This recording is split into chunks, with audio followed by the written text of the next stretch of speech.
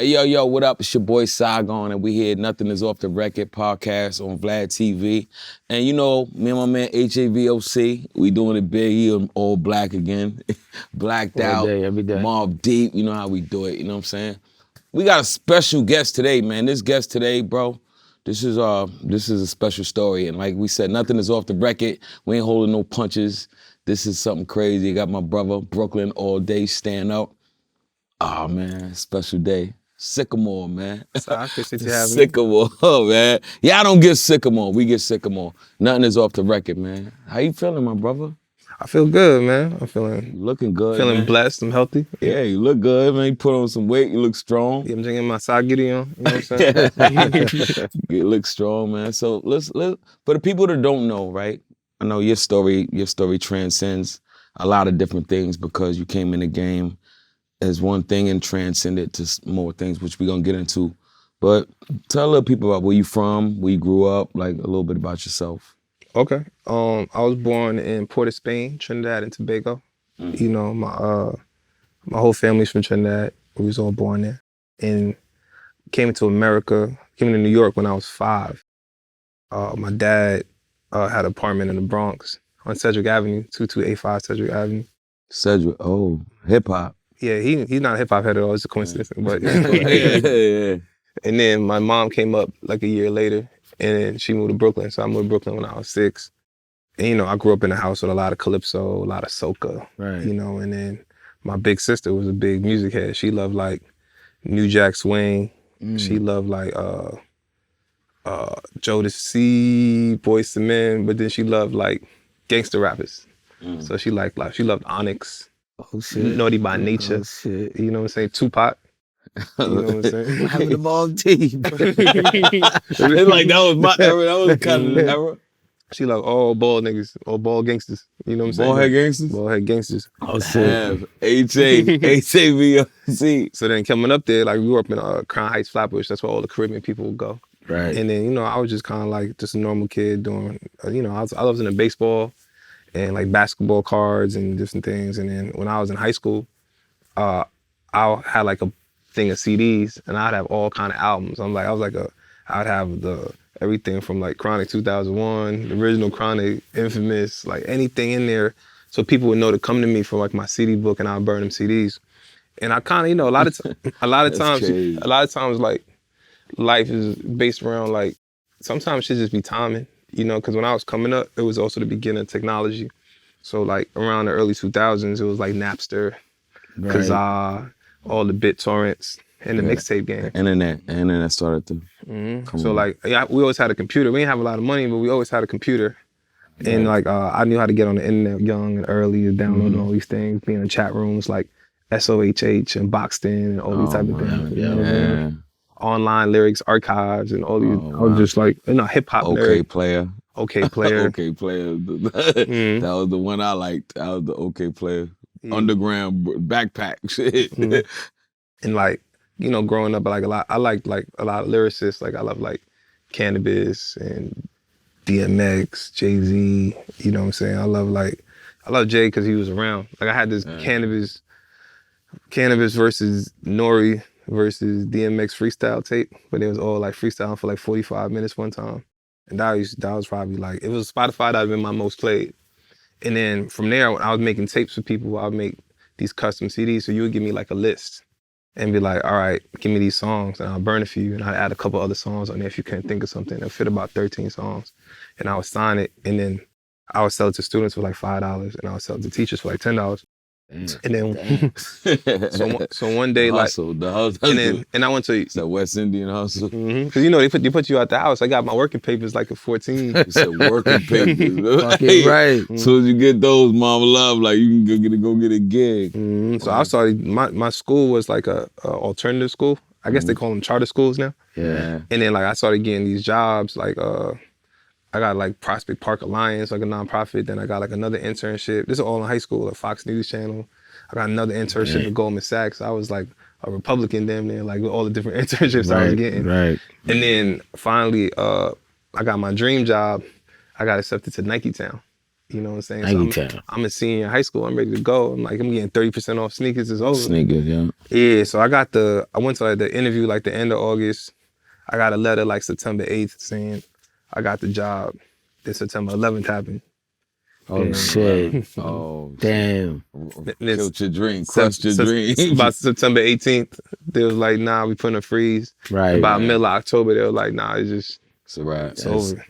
Damn. So I was like, at that point, I was like, all right, I can't let nobody control my destiny. Right. So my friend Terrence, he lived on the 3rd floor, and I lived on the 5th floor at Ebbets Field. Oh, atmosphere. Oh, wow. And he's like, yo, I can show you a place to go make your CDs. So he just make one, I'll come show you. And he showed me like Canal Street. So I went home, I made a CD called Anthrax on Wax.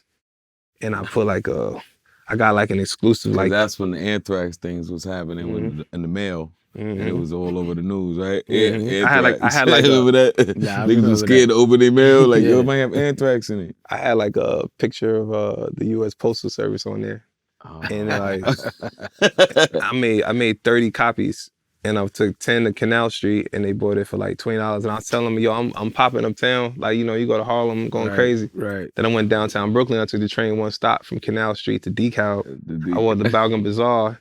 And I'm like, yo, I'm going crazy in the Bronx, you know what I'm saying? You better don't be late. Mhm. Don't be late. So he bought like 15. And then I had my phone number, my house number on there. 'Cause my dad had like a separate work phone. So I made that as like my work number. And I got kicked out of my house in Brooklyn at that time. So I was living all the way on Fordham Road in the Bronx, back on Sedgwick. Wait a minute. What you get kicked out your house for? You know, arguing, you know, you coming up. Because my parents weren't together. So, Right, so right. it's like, you know, when you argue with Caribbean parents, they're not trying to, first thing they're doing is calling the cops on you. Right. They're like, not in my house, you know? Right. So I had to, my school was still downtown Brooklyn. So it's like an hour and a half ride every day. So all I do is like listen to music and read. So I just got really, really adapt to making, you know, because back then there was no streaming. You can't just listen to anything. You had to literally buy the album if you want to listen to it. Right. So I got a call like the next day from Brooklyn. He's like, yo, the CD sold out.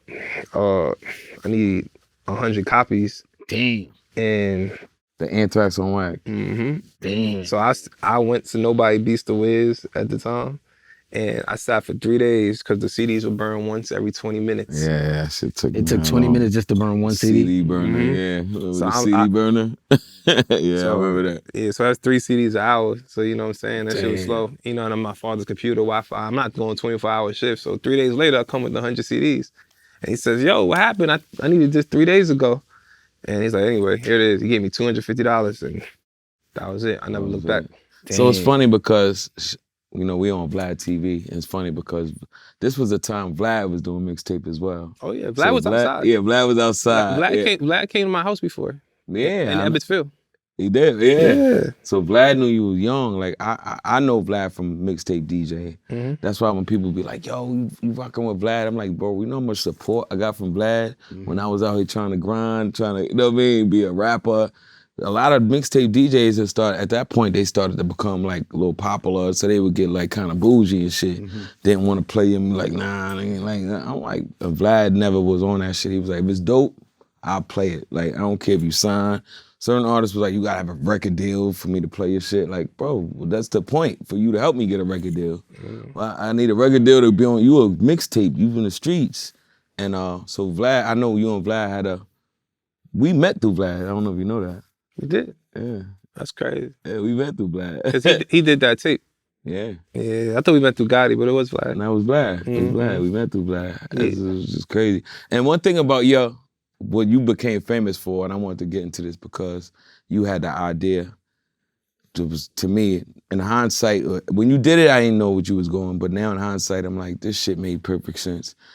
Your mixtapes went from, like you said, Anthrax on Wax to just all being instrumental. I would do instrumentals because I saw like there was a void in the market. And I was really inspired by like this DJ named DJ Boom.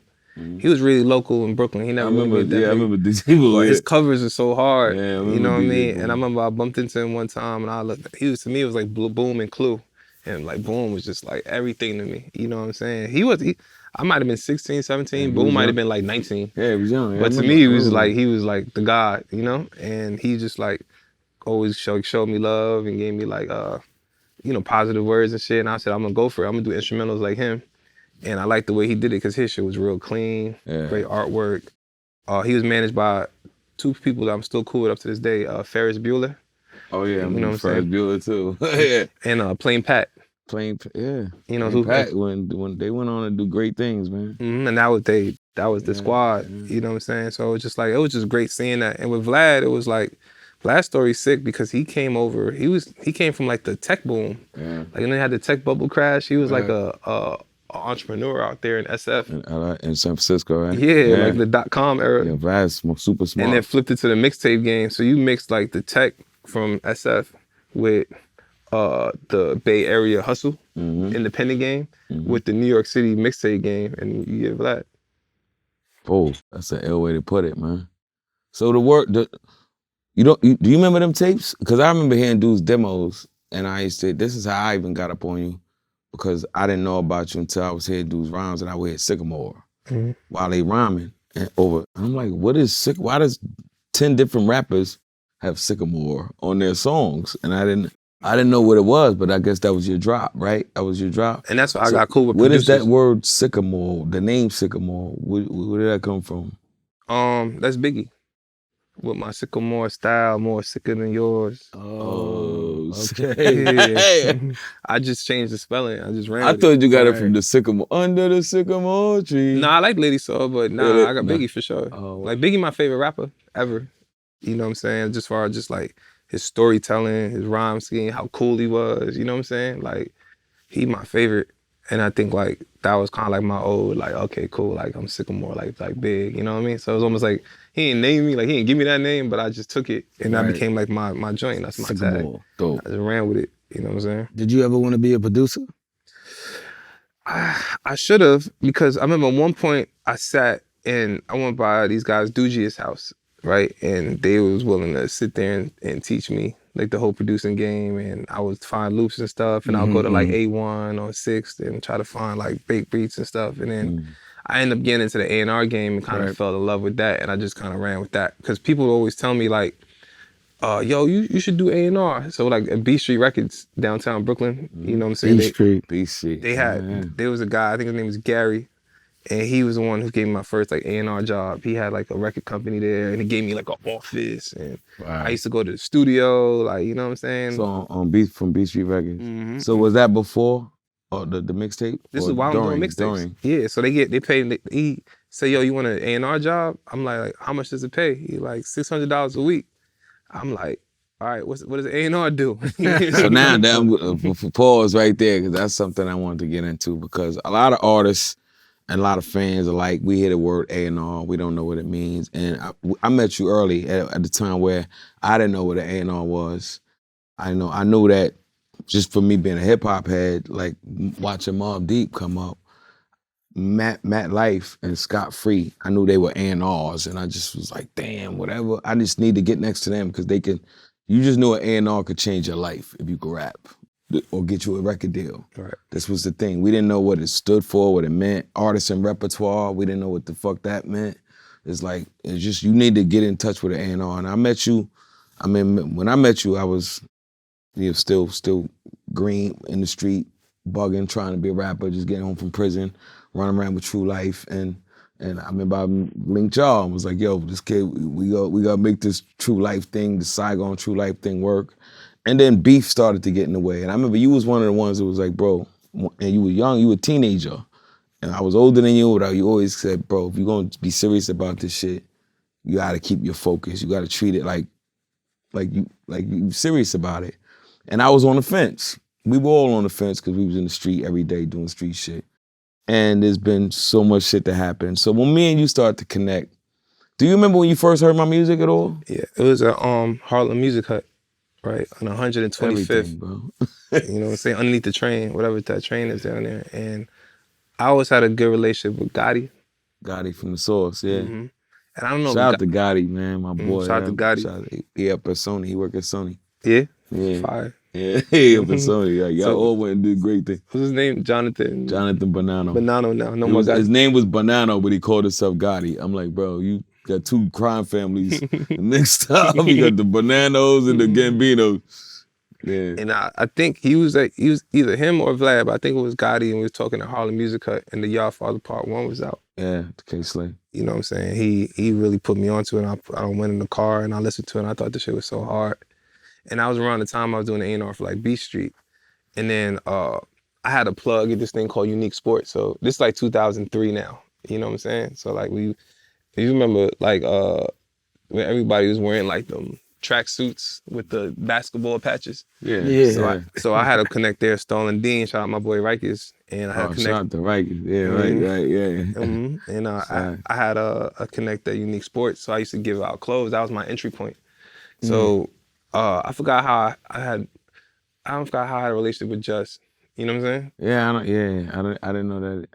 You know what? I gotta really think about it. I forgot who introduced me to Just. But Just like Blaze. Just Blaze, you mean Just Blaze. Just Blaze. And I wanted to build a relationship with him, so I know he's going like on the Rock the Mic tour. So somehow I got him mad gear because I knew he liked shit like that. I just got him mad clothes. Yeah. And then when you got like when you trying to like build a relationship with somebody as like a mentor or something, you just gotta be aggressive. You know what I'm saying? You gotta just like damn near be annoying, always showing up, just offering your services. You know what I'm just saying? Like yo, like crazy, whatever you gotta do. So one time, you know, I built a rapport with him, and then I realized I was just looking around because you know when you just looking at opportunities. So I'm like, he just took me up to Baseline, and like it was just a studio in there, and it was just like, God damn, like, you know what I'm saying? Like, you own this studio? He like, yeah.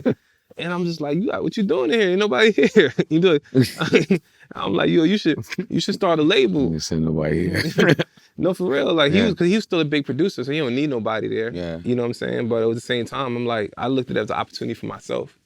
So I'm like, yo, you should start a label. You know what I mean? And then I can be the A&R, and we can run it up. And I'm just like putting this in, like, cause this is really my dream. I'm just like putting it on him. Right. And he like, well, thank you. Thank you again. So then he like, all right. And I'm like, he's like, all right, well, we could do it, and you could be an A&R, but we can't. You got to find me an artist, one. And then he said, two, you gotta find me an artist, and you can't get no money until we get like a distribution deal. And I was like, bet, right? I didn't know what a distribution deal was. But I was like, oh no, he said overhead. That's what it was. So we got overhead, and I'm like, bet, but I didn't know what that meant. I knew I needed to find an artist. Like whatever. Artist. So you were the first phone call I made. I remember that phone call. Before I made that phone call, I played him your music. I played him like 8 or 9 songs, and then he really wait. Saigon already had like a demo, like he had the Y'all Father Part 1 now. Oh, the mixtape. Who did the mixtape for you? K Slay. Oh, okay. Rest in peace, K Slay, Drama King. Rest in peace to the Drama King. Okay. The Drama King always. You know, me and K Slay had beef in the beginning. Like we had like I tried to kick his door down. Really? He tells a story of the time, yeah, because he wouldn't listen to the music in front of me. All because I wanted him to hit. Wow, boy. He took my CD. It was like, I got you. So I'm like, you're not gonna listen to it right now? And he was like, nah, I'll get to it. And I lost my head. You kicked his like throw it down in the car, or you went to like El Barrio? Yeah, I went to El Barrio. Yeah, he's all of them. Don't catch the key. Right, God bless him. From that point, that actually got us close. Like if I didn't do that, I probably would have just been another rapper. But that's you being aggressive. You got to be aggressive for your own career. Yeah, I was aggressive. Yeah, I was like, motherfucker. He's like, what's wrong with this little nigga? And me and him became like this. And then that's when he did the tape after that. He was like, not only am I gonna help you, because you got a lot of music, I'll host a mixtape for you. And shout out to Drama King K Slay, man.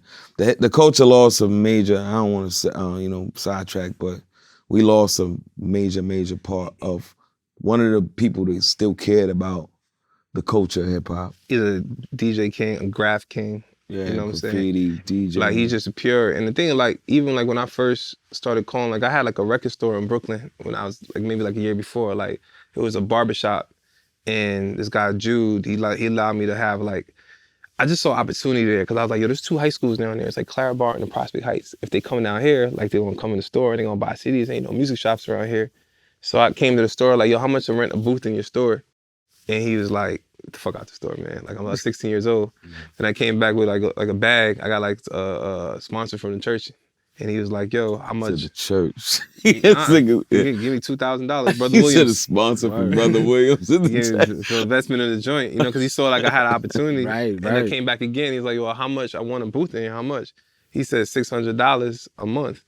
And I did the math, and I had $2,000. So I gave him first and last. I'm like, I'm ready to go. I spent the other rest of the money. I started at LLC, and I bought a bunch of CDs. Like whenever Ashanti's album was out at that time, that was around that time. And then the kids didn't really come to the store like that, but I built relationships. And I was like, all right, I don't really gotta, people ain't gonna come in here and buy real albums, but they'll come and buy mixtapes. So, you know, I called my man AG, you know what I'm saying, from Brooklyn. He came and dropped off because he was distributing for Clinton Sparks. And I called K Slay number in the back of the CD. And he's like one of the biggest mixtape DJs at the time. He just dropped Ether and shit, you know what I mean? And he really called me back. And he was like talking to me. I'm like, oh wow, like, and that's goes to your point, like between like me and El Barrio, like him responding to my call, he was accessible. And that was like that's all you really need sometimes in community. You just need somebody with a little bit of hope that's really gonna get touched. I remember that call when you called me about Just Blaze. Oh no, I gotta tell you the other side of it. So we was in baseline, so we in the lounge and in a little speaker playing music, and I'm playing songs, and I play Come Again. And he was like, all right, yeah, he's hard, let's bring him in.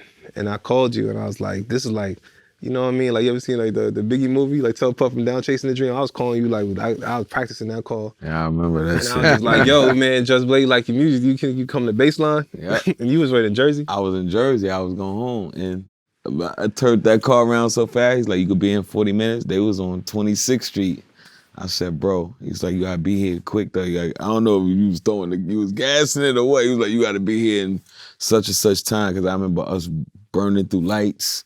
Niggas is like, we about to go meet Just Blaze. I was like, nah, this can't be happening. I'm like, fucking Sickamore. And we go there to meet, and then I start playing the music.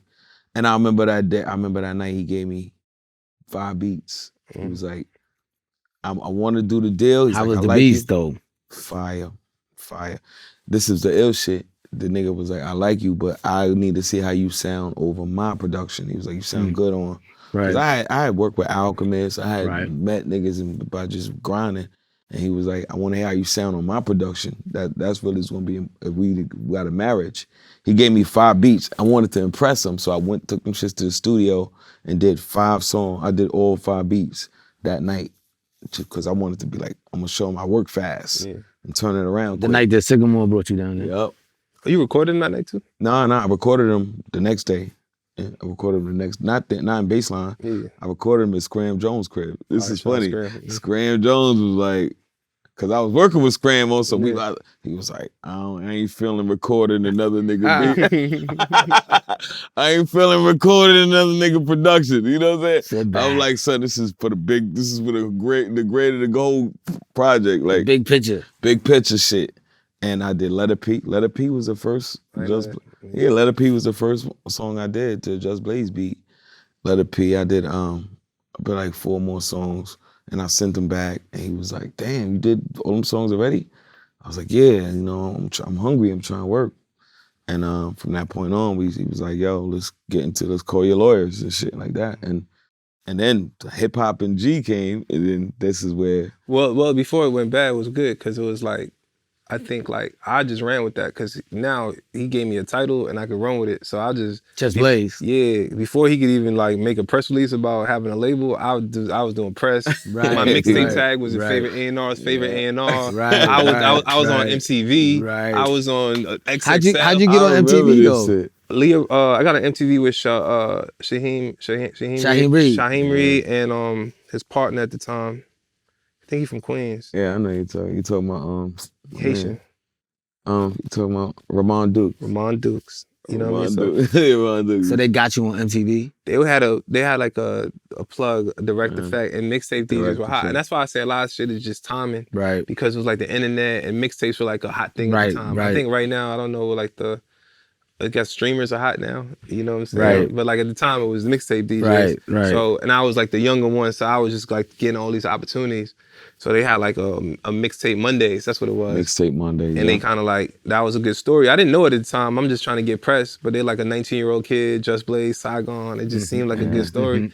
So I'm just like getting all this press, I'm doing anything I can. I'm not getting paid, I'm making my money off mixtapes, but the mixtapes are slowing up because I'm going to the studio every day. Yeah. So for like, I remember like 4, 5, 6 months, that whole 2004, Well, I would just go up there, and can't even say I was A&R, and I was just kind of learning at that point. I was just like, cause I didn't really know what the A&R did as that much, you know what I'm saying? Like, I didn't have those relationships, but just being in those rooms while we was recording, just getting those 10,000 hours in the studio was really important. Right.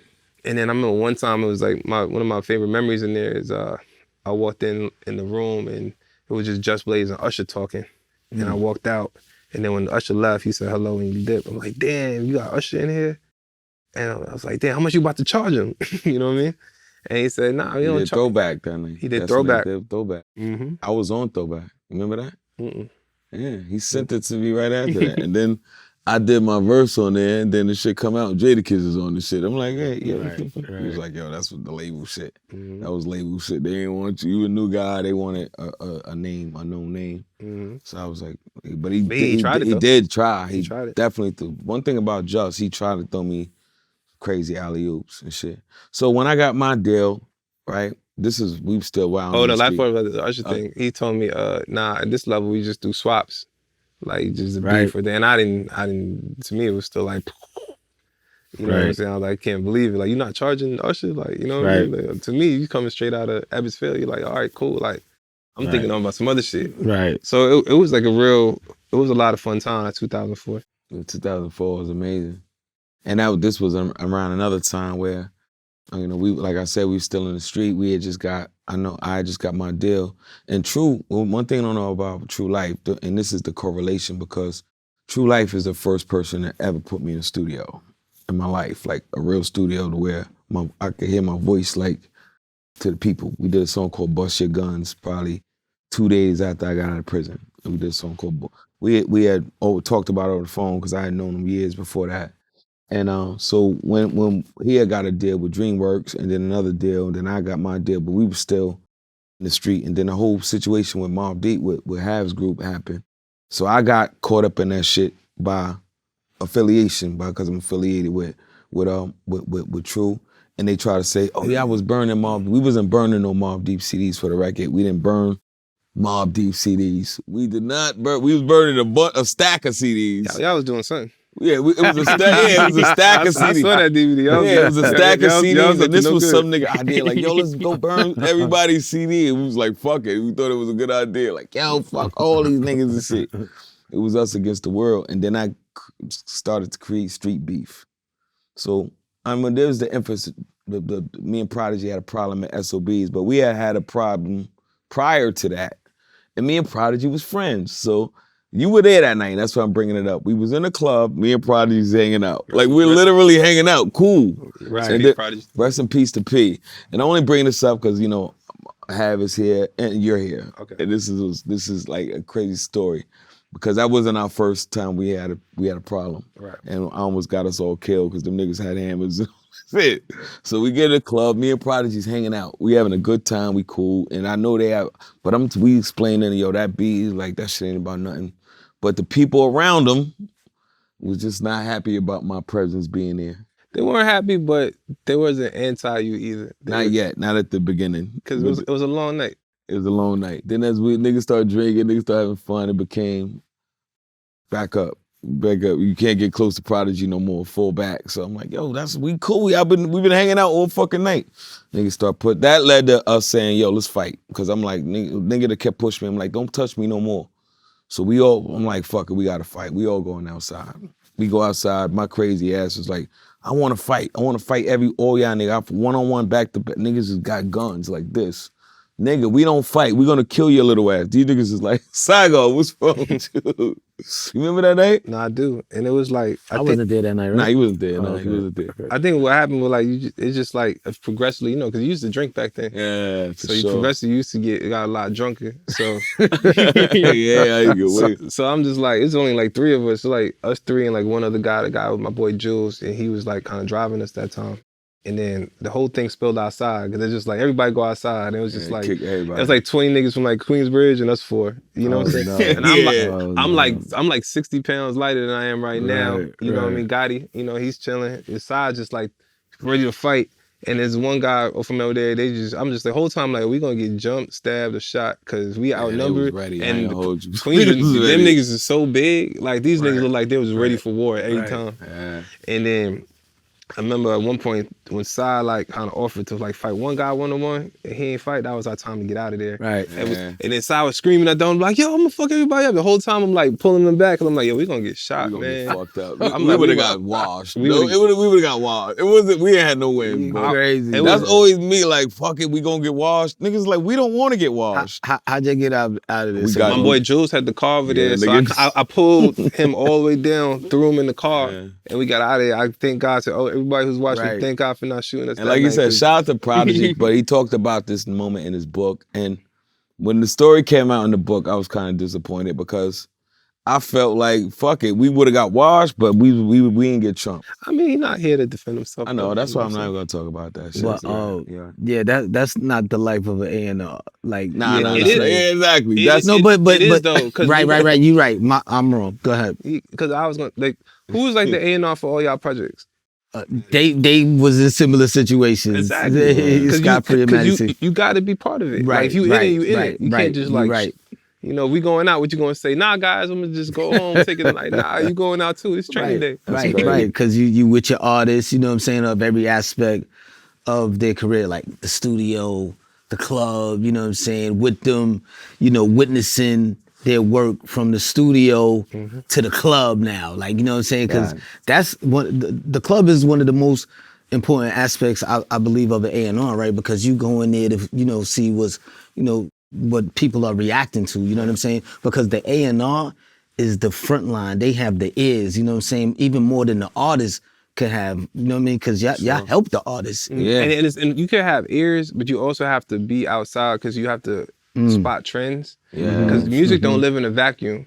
Like, I don't know who like played guitar on, you know, Intervisions or some shit, you know what I'm saying? But I can tell you like what people are wearing now. Where the sound is going. That's like the A&R you have to really know. So it's more than just the music. Right. You gotta have like a good grip of music, but then you also have to like be outside to really understand it. Cause you can't, you have to come back in the studio like, oh nah, people ain't saying that word no more. Or like, you can't do this, you know what I'm saying? Like, you have to just give people perspective.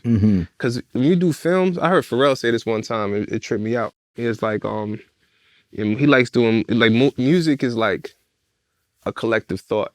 Like everybody's inspired at the same time. So if last year everybody was on drill, or in the 70s everybody's on disco, and anything can inspire music. You know what I'm saying? Like drugs inspire music. You go from psychedelics in the 60s, you're doing Puff the Magic Dragon and shit. 70s is cocaine. You know, 80s they're doing white lines, like you said, white lines, and when he sampled white lines to do Quiet Storm. You know what I'm saying? And that song was about, don't do it!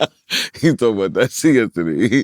90s is all niggas smoking gas, whole 90s all weed. 2010s they doing a lot of ecstasy. They does Scissor. Scissor. Then if you do, there's a war going on, you might have what's going on. You know what I'm saying? There's a worldwide pandemic. Another song might pop up. So it's like music. You gotta be all the way in it if you really gonna be able to tell somebody anything about their music. You know what I'm saying? You kind of gotta live it. And my mentor, hip hop, he got a charge with state property, a felony. Yeah, he took a charge with him. I don't know exactly who he took the charge for, but in his A&R thing, that was part of the job description. Yeah.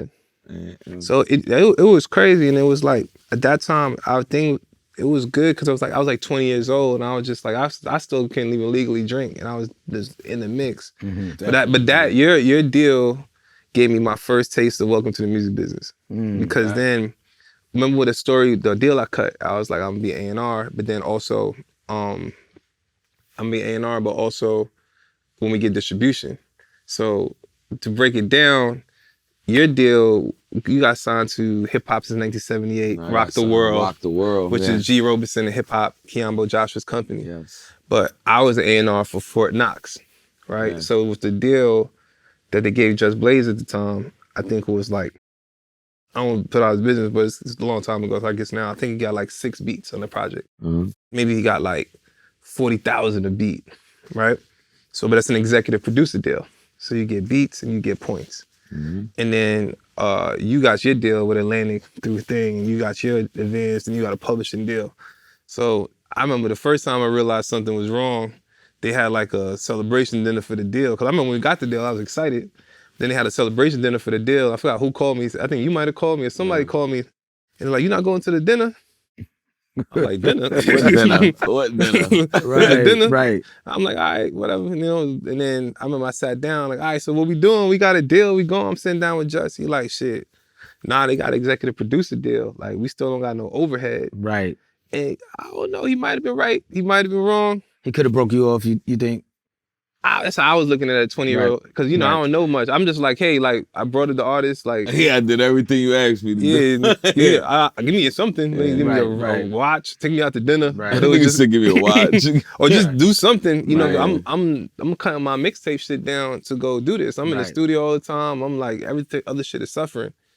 And I was just so mad. I was like, fuck all these niggas. That's what I was thinking. Right. I was just like, I'm gonna go. And I was just so heated. I've never been that mad in my life. I remember that time, and Mhm. I didn't feel good about it, but I didn't know about the business either. But it gave you that fire. So that's yeah. why I brought the story up, is because then the thing I realized then is you just got to do a good job sometimes of life, because everybody's always watching. It's like sports. If you putting up like 20 points a game on a last place team, somebody's gonna get you out of there. Like, shit, we gonna need him. In True Life, you know, shout out to True. He used to say like, oh, like shit, like they not treating you good. Right. Shit, come fuck with me. Right. And he just said like, yo, I love what you did with Sai. Like, let's rock with me. And then we sat down. He told me his plan and his game plan and what he wanted to do. I went back like maybe for like weeks at a time. It was like the winter time too, when I was staying with my homegirl at Annie's house. And I just wrote, I wrote a plan out for like a 13-page plan, like on I feel like a fucking beautiful mind. Like, here's the plan, this is how we gonna go up. And we took that little manifesto, and for 5 months we just mashed. We did a mixtape called The New York, and I was just like, fuck it, we gonna go hard. And we just went hard for like 5 months. Right. It's just me, True, and a bunch of fucking Puerto Ricans. Yeah. You know what I'm saying? I'm just talking about these niggas is ill. Like, you know what I'm saying? I remember, I'm gonna tell you how, like, I'm talking about everywhere he went, like 10, 20 Puerto Ricans, all like locked in. Right. I don't know if you ever, it's a different brotherhood than they're there with like black gangs. Right. It's like family. Oh, yeah. Right. I remember, like, unity, different kind of unification. Mm-hmm. Yeah. And like, I'll tell you one story. One time we was sitting there one time, I was talking about his brother, like, you know, I was like, why don't you tell Debo? He was like, me and Debo don't talk. Oh, fuck it, yeah. And at the time, Debo had a True Life t-shirt around his head, like going everywhere. This guy's with him every day. Right. And he said, we and him haven't talked in 5 years. We had a fight. But But they together every day. Yeah. Hey, that's how it was. That's how it was. That's just to show you the kind of shit they had going on. And So not to cut you, right? But once you became the A&R at Atlantic, right? And I'm gonna tell you how I got there. Wait, we skipped a lot. So then, you know, that's when he ended up recording that record, because he had the song already recorded, The New York. So the whole game plan became around that. I like, yo, we gonna center this. We gonna bring New York back. But you was already A&R at Atlantic at this time. Nah, I was in the street. Like, y'all had a deal. I was out in the cold. So like so this is the time, right? You got the deal in 2004, right? And that's when that's not when I didn't get hired till March 2006. There was a whole year in between it. Yeah, it was a whole year and a half in between there. I didn't even realize. So I started going hard on True shit, and True started turning up. You know what I'm saying? And then like then a lot of artists started calling my phone, trying to get on. You know what I'm saying? Or just wanted to work with me in different ways. And I was just like, oh shit, I never realized that. And then because he ended up getting the deal with Rock La Familia. Yeah. And then from there, I got a name like, yo, the word was going around. This guy got 2 people record deals in like 7 months. So thank God I did all that press and shit. Right. So they didn't pay me, but I still got the credit. And sometimes the credit, you just work more than the check. Yeah. You know what I'm saying? You know what? I didn't realize that. I thought you came on the Atlantic with my deal. Oh no, it's coming there. And then so that summer, after I got True the deal, because I didn't really make a lot of money with True either, but it was kind of a little more about, it just gave me my confidence though. Because when I did it twice, I was like, oh yeah. You was building your portfolio. You know but because I felt low after your deal. I was just like, damn, like I'm just discarded. You know what I mean? But after that, I was like, okay, I got talent. And at the time, I felt like I was really a manager. But no, I didn't feel like that. I didn't know what managers did. I think I was managing because the manager came on later. And they tried to offer me like a part of her like commission. And I thought it was too low. I didn't take it. Who, Jilly? Yeah. I didn't take the commission because I felt like it was low. But at the same time, I was happy that they offered it. Right. You know what I'm saying? I was just like, all right, that's why I was never too mad. You know what I'm saying? But at that point, it was cool because then my phone started going, and the most important relationship I built at that time was with hip hop. So hip hop went and just started taking me under his wing because he was another person that's like, damn, man, y'all left him in the cold, like, nah. And he, you know, that just became my mentor. Up to this day, like, you know, I still check in with Hop about every decision. I love him. This is 18 years later, and I still tap in with G and Hop. And he's like my friend. But like when we out somewhere, somebody said, "Who is this?" I'm like, "That's my mentor." Word. You know, I mean, I'm 38 years old. I'm gonna say that we could be 60 years old. Straight up. Everything about sports and hip hop. And he taught me. He really taught me the craft of A&R. He taught me, like, gives me perspective, and you know, he was just an incredible person in my life. Can you explain exactly what an A&R does to people that don't know? An A&R at the most basic level is the liaison between the artist and the label, as far as who helps bring in the album. So the label pays an A&R to find, discover, and help artists and help them make albums. Because they need singles and albums. So like, you'll go find records, go stay in the studio, and bring back an album that we think could be profitable. So you have to play like, kind of like a two-way game. It's almost like you have to be like, talking to the label, like, nah, we need more time, we need more money, we need to get more resources for this project. But you also have to be at the artist like, yo, it's a deadline. We need to get that project mixed. Because if you just let an artist go all the way, you're going to make an album for 10 years. At some point, somebody got to be like, this shit is over. You know what I'm saying? And I think like playing that in between is an important role, because it's like labels, unless you're at a hip hop label or a label, whatever A&R you are, because you don't have to be just hip hop A&R. It could be a dance A&R, whatever. And a lot of times hip hop is just like a portion of the label. Gotcha. Like Atlantic Records have other stuff outside of hip hop. It's like a folder, you know? So you got to really fight for your people, and you got to protect your artists. You know what I'm saying? You got to protect them in different ways. You got to make sure they're not making bad decisions. Sometimes you got to like help them. So it's almost like a manager in a sense, in a way. It's like an extended manager, but like a lot of times your manager got nothing to do with the music. Gotcha. I know a lot of managers that never make it to the studio. Gotcha. They'll go to the studio and they just be like, that song sounds good. They don't know what's going on. They don't have nothing to do with making managers about bread. About going out there and making the bread. So from there, hip hop really brought me on his wing, and he started saying like, yo, like, I'm gonna bring you to Craig Callman. I'm gonna bring you to Atlantic. And I mean, we never talked about it like verbatim, but I'm sure he looked at it like, oh, well, that situation was bad, but I got you. And then, you know, he always said that. And then one day we were at Fat Beats on 6th Avenue and 8th Street, and we were upstairs, and we were going for vinyl, and Craig Callman was there like on a Saturday. And he was like, man, this is where I got to find you? Because, you know, he had a huge job. He was one of the heads of Atlantic. And he said, oh, this is the kid I was telling you about that I wanted to bring you. And this is like February 2006. And then he said, all right, let's meet me in my office like in an hour. So we went up there and we went to his office, and he couldn't even get inside of his office because, you know, his assistant had the key, and he had no assistant on a Saturday. So we sat in front of his office. I basically told Craig Callman the whole story I told y'all. And he was like, yo, you know, we want you here. We want you a part of the company. And I was like, all right, well, I learned, you know, after those times, I got 2 stipulations, you know what I'm saying? And he was like, what are they? And I'm like, I need a good title. He was like, how about director of A&R? And I was like, I need an office. He's like, sure. I was like, sold. It wasn't a great negotiation, but at least have some boundaries. Some kind of standards. Yeah, you're not gonna get me out there in the cold no more. And so then from there, one of the first projects I got to work on was you, and that's how I came back. Came back full circle. So let me ask you a question. When you became the A&R at Atlantic, did they hand you projects? They handed me projects. I signed one artist named Winter Gordon. She goes by Diana Gordon now. Okay. She had some good records, and she ended up writing for a lot of people. She wrote like Becky with the Good Hair. She's an incredible, super talented writer. Wow. She also wrote co-wrote Bad Habit with Steve Lacy. And her solo music's amazing. She's just she always was dope. She's just like, she's amazing. And for the most part, they would just try to get me to work on people. You know, and I learned, but working on a major label is different. You know what I'm saying? It's not like working for like, it's like you have to learn how to do the job. You got to learn the technical side of the game, the culture of the company and the politics. Right. And at a 21 year old, I'm 21 years old at the time now, and I don't know no politics or no culture, so I'm just going like how I'm supposed to go. So they just throwing me projects that I'm supposed to work well at. So I got a chance to work with Little Brother. That was cool, you know what I mean? But that was a little too high level for me at the time. You know what I'm saying? Like, and then it was like worked with you, so that was great. And it was like, but at the same time, you had your own issues at Atlantic. And then like me and Just never really got on the same page after that. You know, because like he was trying to still like little bro me. Like, nah, I work over here now. Right.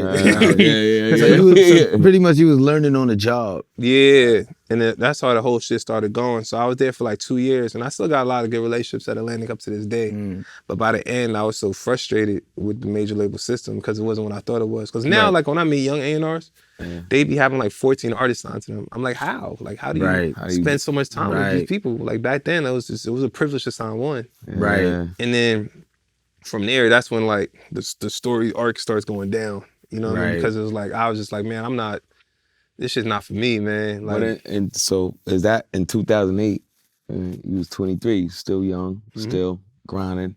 You started your own company. Before I did that, I was just like, some of the frustration, like with your project, they was like, I thought the project was great. We got it was phenomenal. We had Jay-Z on the record. We had Jay-Z. We had Jay-Z on the song. We had Come On Baby. That was the record that we needed. I thought like we had everything we needed to do. And it was just like, they were like a singles driven company. Like you need a single. So like they put Trey Songz on the first single to Pain in My Life or whatever. That was like the compromise song. It was a great song, but it was still a compromise compared to what the pure shit we had on there. And it was just like, I just couldn't get in the rhythm over there. So I was like, I'm gonna do it a different way. I'm gonna go start an artist development company. And it was like Jerry Maguire. I just got a bunch of interns, people in line, and I started a company called The Famous Firm. I went into Craig. And I went and resigned. Joey Manda was there, Joey IE. I told him, like, yo, I'm about to go resign right now. He said, no, you're not. He didn't believe, I walked right in there, and I felt like they were trying to fire me anyway, but I didn't know that at the time. And I was like, man, this is not for me. I'm not like the person that's going to be sitting here just like taking the check. If this is not going to work, I'm just going to do something else.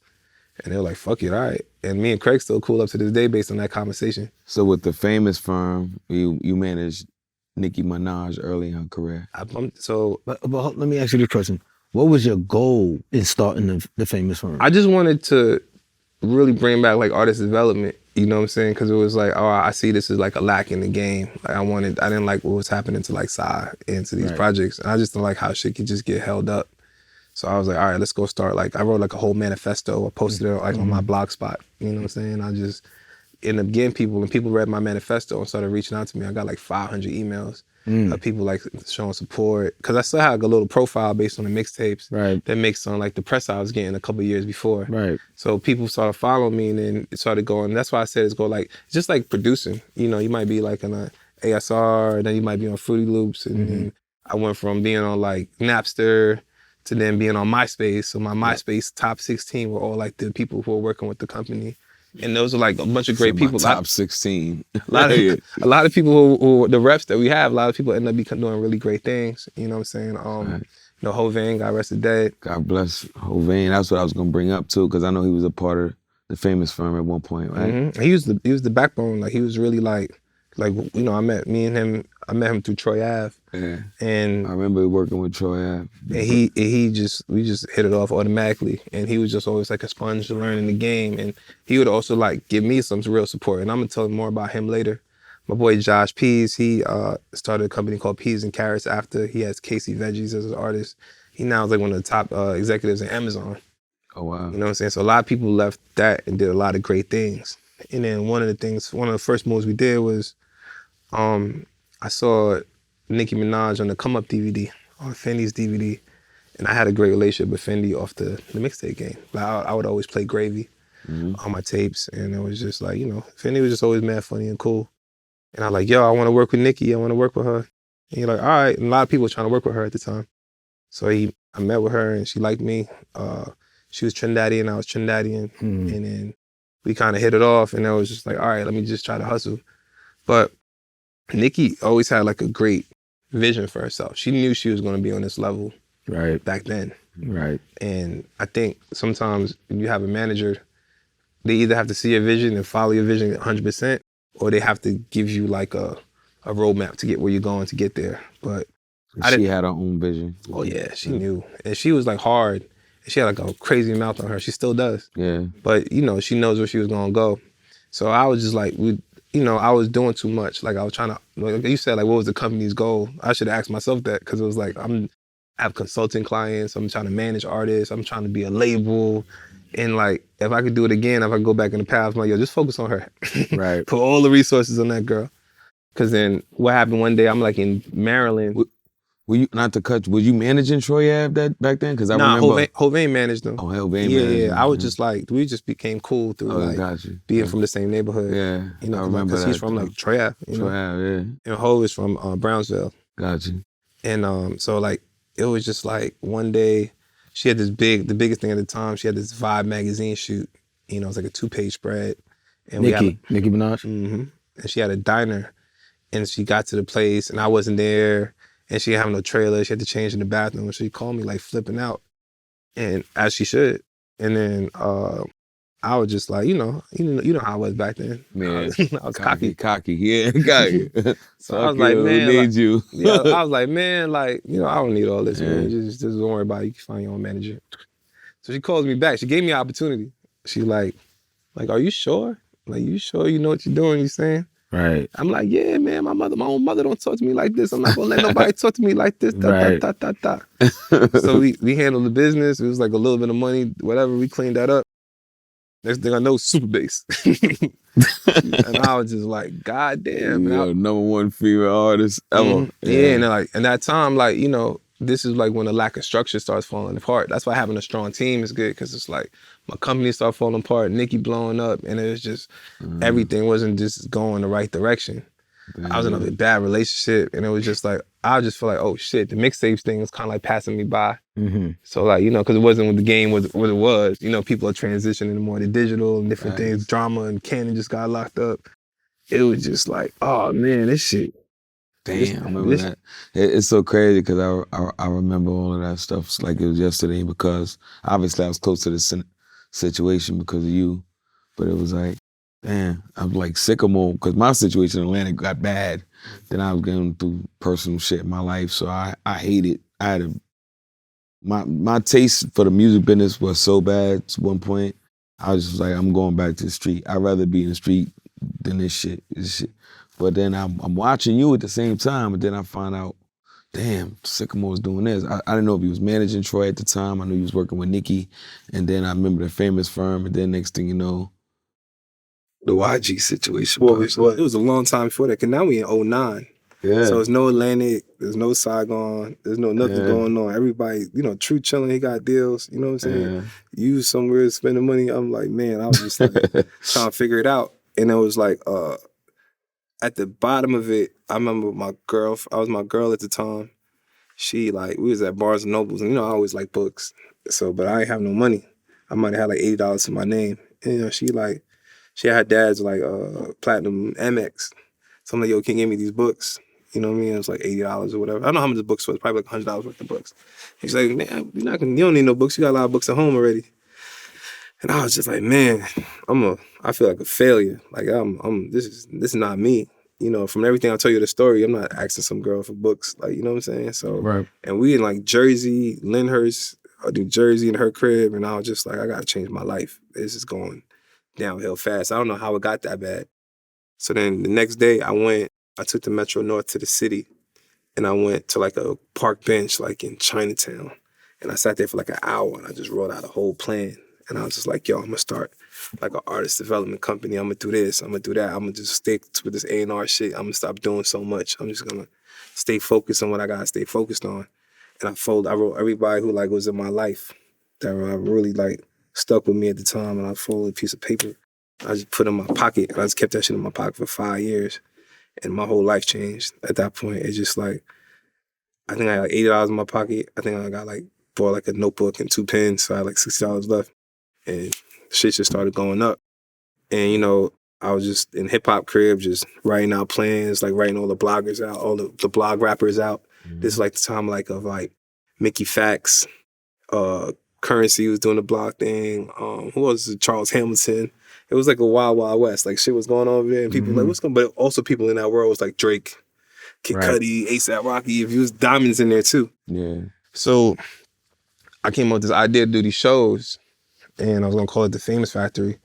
And Hop thought it was a good idea, and I talked to hip hop. I talked to Hov about it, Hovain, and he like, yo, let's do it. And me and Hov just started thugging. I got like some money.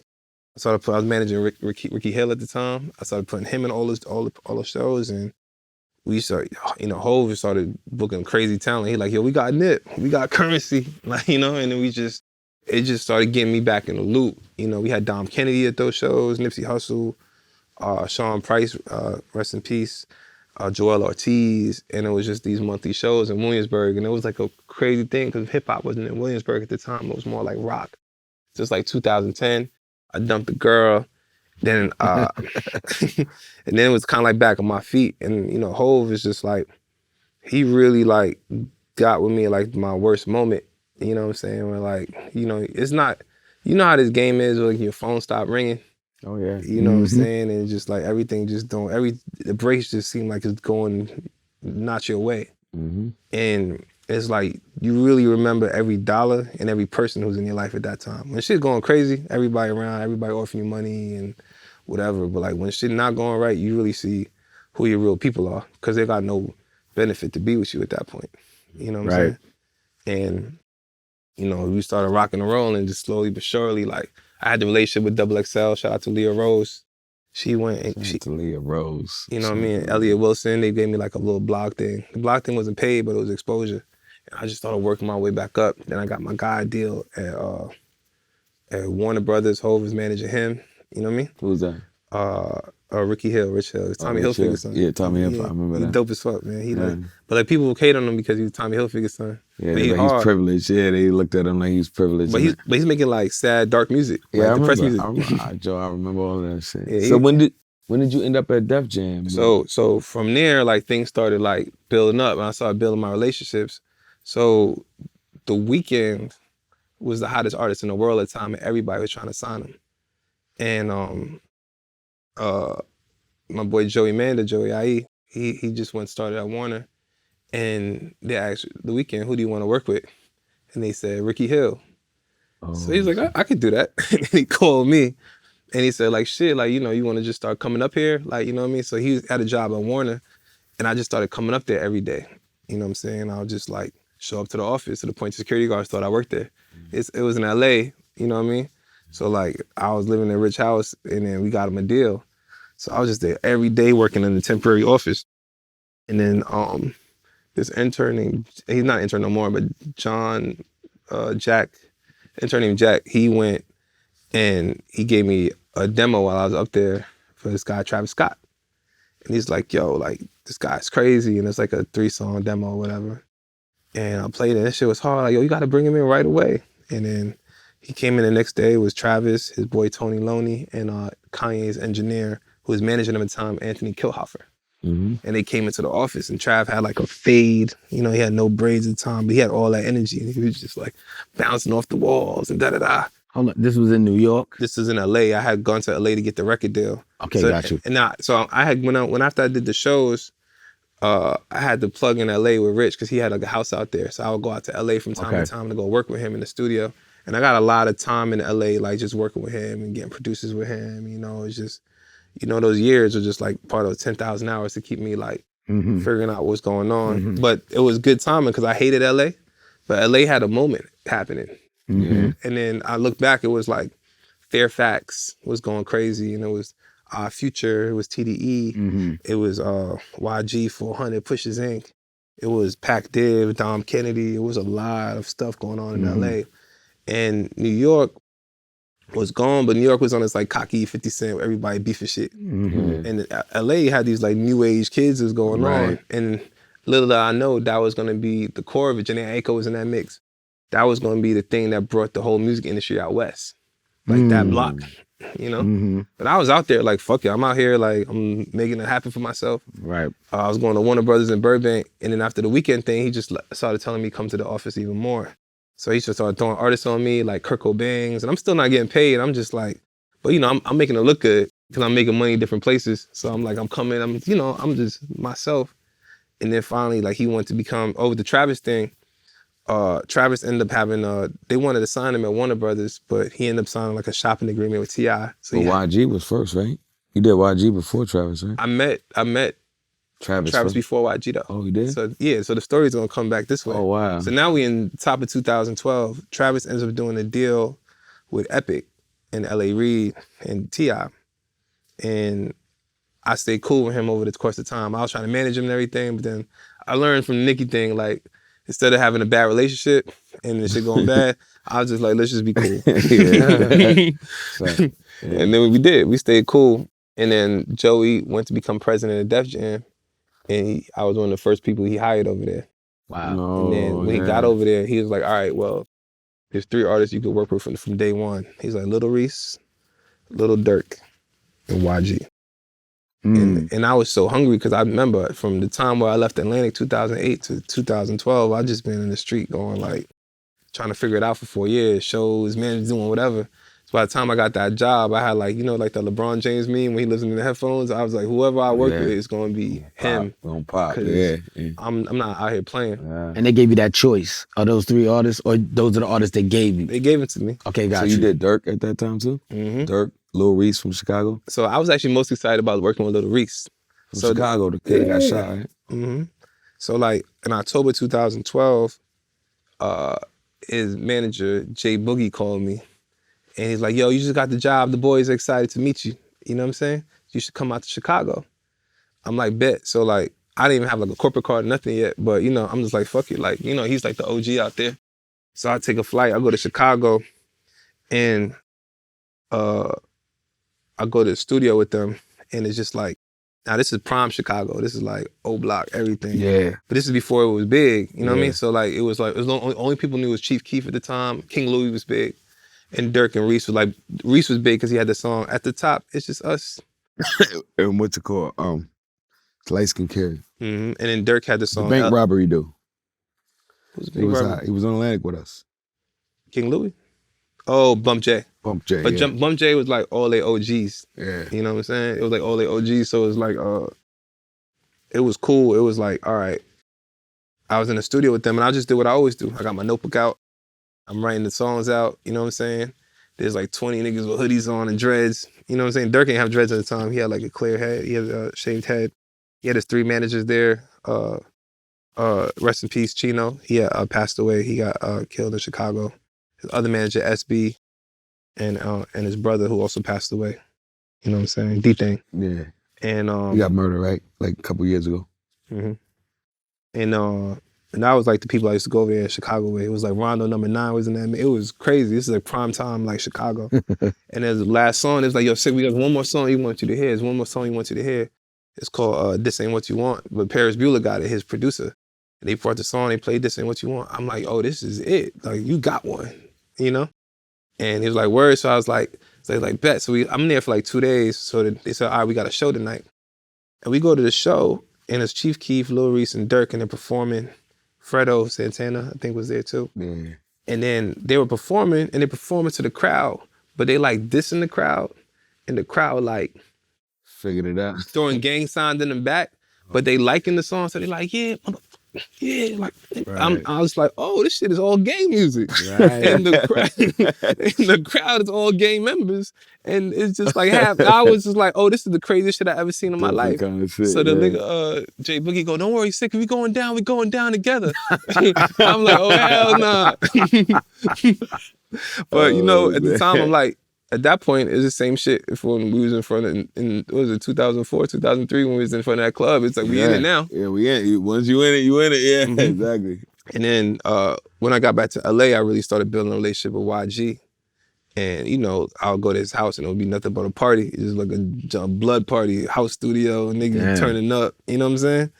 And I'm just like, there's the Pusha Inks guys. It's like YG, his man Ace, Pusha Rod, Mustard, everyone. So you was aware that he was affiliated with the Bloods when you started linking? Aware. He was He's aware. like, aware. They're not like, it's not the mafia, like it's flamboyant. Oh yeah, flamboyant. You know, and they had a crew. They He had said not the mafia. They had Pusha Inc. wasn't a totally gang related crew. It was a crew mixed with people from Long Beach, Compton, Inglewood, schoolyards, right? It was like, because back when we were growing up, you think all the Bloods wear red, all the Crips wear blue. When we get to LA, like purple, green. They date each other, they hang out with each other, like everybody's grown up and friends. Like they have Blood, Crip friends, like Bloods, beef with Bloods, Crips. It's totally different how we kind of looked at it as kids. Right. And I realized at that jam, I'm like, oh, YG is popping out here. He got like hits, him, Nipsey Hussle, Joe Moses, you know what I mean? They got their own infrastructure out there, but because he's on a East Coast rap label, they don't feel it. Got you. Right. And then finally, like one time in the studio session, he had this song called Bompton. He like, I'm from Bompton. He's breaking out everything with Bompton. I told him, that's my favorite song of yours. And he's like, that's my favorite song too. And I was like, our stepbrothers moment. And then I was like, oh shit, let's do an album called I'm from Bompton then, you know? And then Lil Durk had went to jail for a few months. And Reese was just really knee deep in the street. So I was just like, fuck it, let's do it. And we're in the studio. So the problem with recording in LA, when you're from LA, is just like, when you're affiliated, it just gets progressively worse. Like far as like not worse, it gets progressively busier, I should say. Let's say the studio time starts at 1 or 3, somebody's writing, playing the beat. 5, one of the homies come. 6, one of the homies come. You know what I mean? By the time 8 o'clock, it's nothing but That's it. affiliates and nothing's going on. I'm sure like Mobb Deep sessions was like that too. Absolutely. Like because you just, you know, and it's not, they bring in the vibes, but sometimes you might catch something out of that, but 9 times out of 10, you're just gonna waste a lot of time. Facts. You know what I'm saying? doubt. So it's like, and a lot of money. A lot of it comes out of your budget that you don't realize until you get the bill. You're like, all them days y'all was chilling, he was on the clock. How did you get that project completed though? So I was like, yo, let's go somewhere to record because he needs space to write. Right. Like he needs to be like he likes the energy. He just needs to have a different room to write while he's there. Right. You know what I'm saying? So like we went to Atlanta because I knew Atlanta was a great place to go work. We went to Patchwork Studios and we went for 2 months. And we ran a real schedule, you know, 6 p.m. to 6 a.m. You know what I'm saying? There was 3 rooms, you know, 2 rooms over here, 1 room over here. That small room was like a producer room. That one would have like another producer.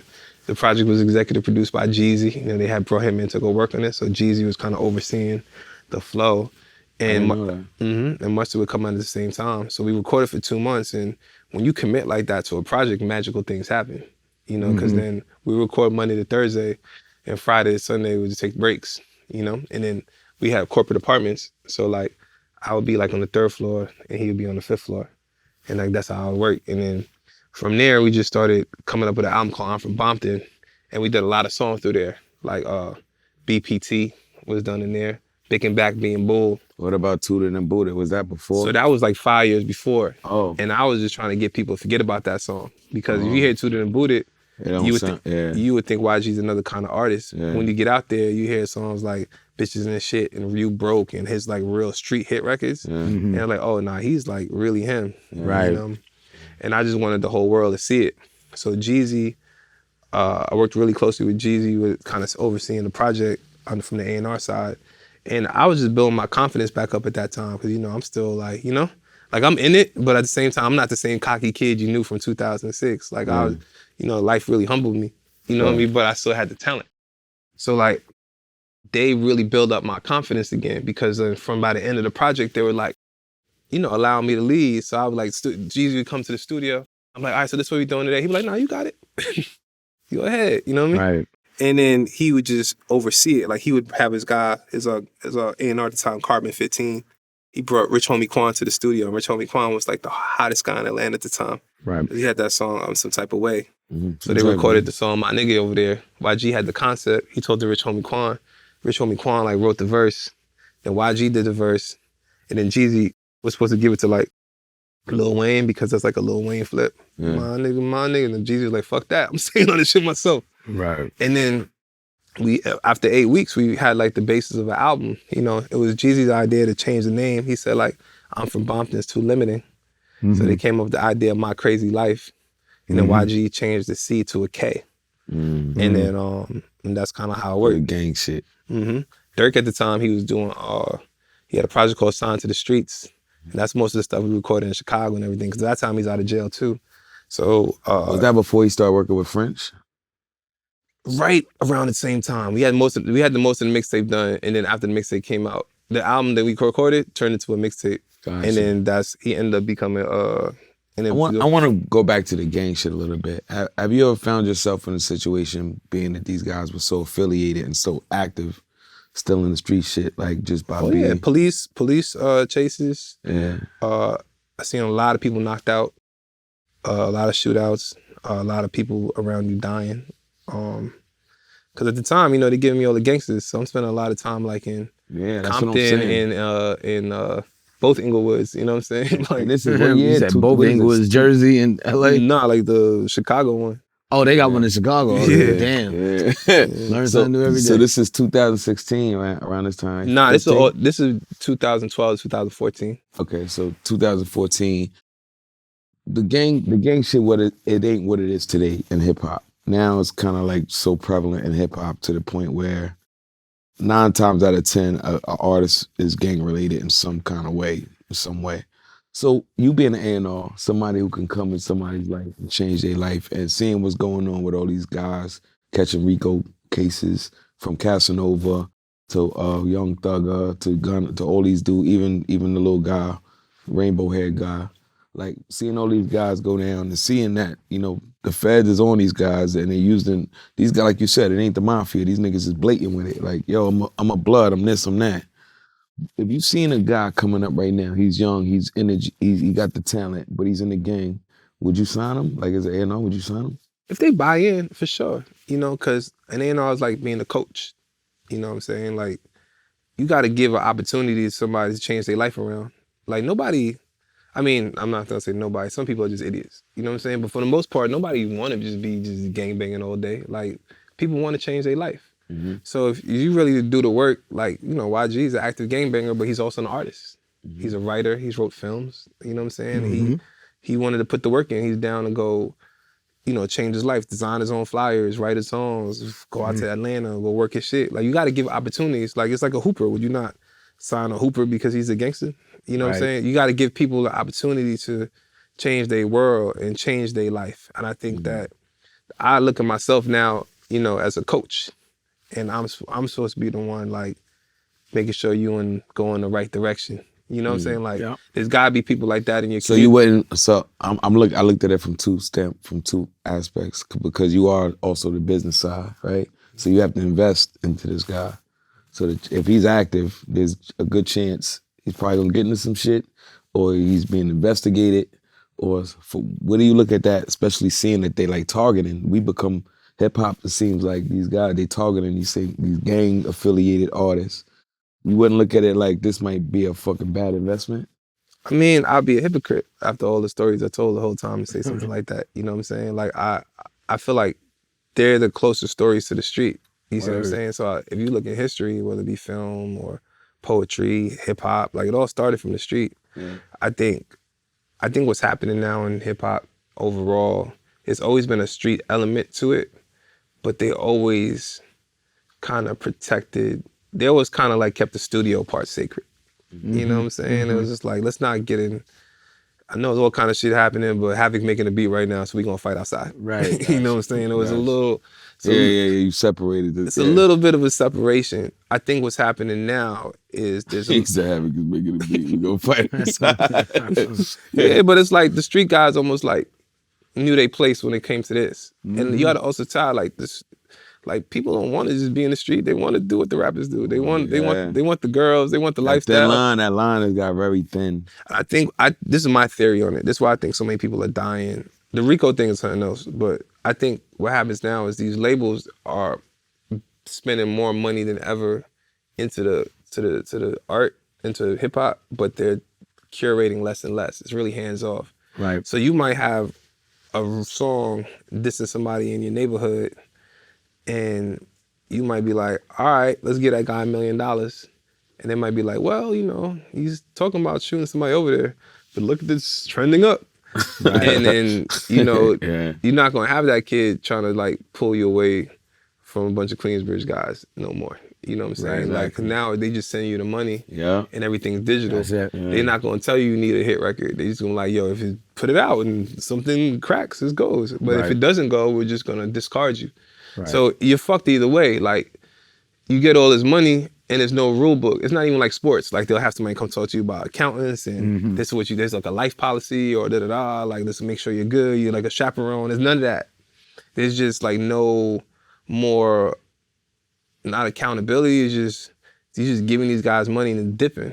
So if you give somebody just gave you That's crazy. $1 million deal, right? And so you just do what you want. You book your own studio. We'll see you when you see you. There's no hip hop, no G, no Just Blaze, no Sickamore. You would have been going crazy. Come back, there's gonna be no album. It's gonna be a bunch. And basically, that's what they're doing today. You feel? Yeah, it's just like I think that they're just like leaving these guys as to be, and that's why so many people die now. Because there's nobody like there's no structure. There's no structure or protection. There's nobody even caring for them. So like I'm gonna give you these independent deals with these profitable splits, and then everybody in those labels die. Yep. You know what I'm saying? It's just like look at all these stories like XXX. Like, you know, ain't nobody gonna tell them maybe just going to the bank to pick up $50,000 in cash by yourself with no security is a bad idea. Yeah, you know what I'm saying? Cycle in cash. Right. In cash. No, it's just like there's nobody around to really like protect these guys as much, and it's so much profit. Right. You know, because back then, like you know, a lot of times when I was coming up, like the guys in the street had more money than the artists. You know, or it was serviceable. Like me and 50 got the same biz. You know what I'm saying? Now niggas. Not no more. This shit is millions. So like, on the flip side of it, I'm on the street. I'm like, oh no, hell no, we going. Where we going? We going to show? Right. We all going to show, and nothing gonna happen to you. As a matter of fact, I'm gonna make something happen and show you my value, just to show you that you need me. Words. You know what I'm saying? So like, a lot of times, like then it's like clicks linking up, because now like, what you gonna say? These people in mind, like, okay, I know the position. Like, let's say KRS-One came out right now, same energy, everything. He threw somebody off the stage, same way, right? You don't think BDP would be down for the RICO right now? They gonna be down with something. Yeah, somebody they gonna get some kind of investigation. Niggas are getting killed, right? Scott LaRock, right? Yeah. They wasn't angels, right? Nope, not at all. Yeah. So you think you would have gave them $2 million, gave them like $100,000 a show, $150,000 a verse, big publishing deals, jets, jewelers, all this type of shit, Instagram. Yeah. Okay. Yeah, it's crazy. Right. What do you think would have happened with KRS-One? That nigga would have been in jail. Of course. Right. Of course. It really of course. Yeah. Bro, you would have gave the Terror Squad jail. Right. Yep. $10 All of million. them. Yep. But the mob. Right. Niggas would have been down. The mob. All Niggas would have getting picked off like John Gotti. It would have just. It's just the money without the structure, and then it's just it's too much bread for like the street guys to like really give up on. And then the artists barely know what's going on, and then the labels are not doing it. It's just a bad storm of things. Right. And then like all the RICO charges, like these niggas really be a gang. Like, you're right. You're right. Like after a while, because it's like, how many people actually are artists? So my nigga comes out. My nigga, he does five times platinum. Sky's on a wave. Right? Yeah. And got a few singles off that album that did good. Yeah, Who Do You Love up there? Who Do You Love? Who Do You Love? That was my shit. Yeah. So then YG's working, right? Where do you go from there? That was like the real, I tell you the moment when My Crazy Life came out, and like Twitter was big. Twitter's still big, but it was like now coming big. And then like, that's when memes first started. Everybody was have these memes like I'm blood walking or all fire at flames, and like, this is like 5 years removed at this point, because this came out like March 2014, and the project, I wrote in that notebook maybe like June 2009. So we was at South by Southwest promoting the album, and the album leaked. And I think YG showed me like the album leaked, and I looked at it and I just started like, tears just started coming down my eyes. I was so happy. I was just like, man. You was happy?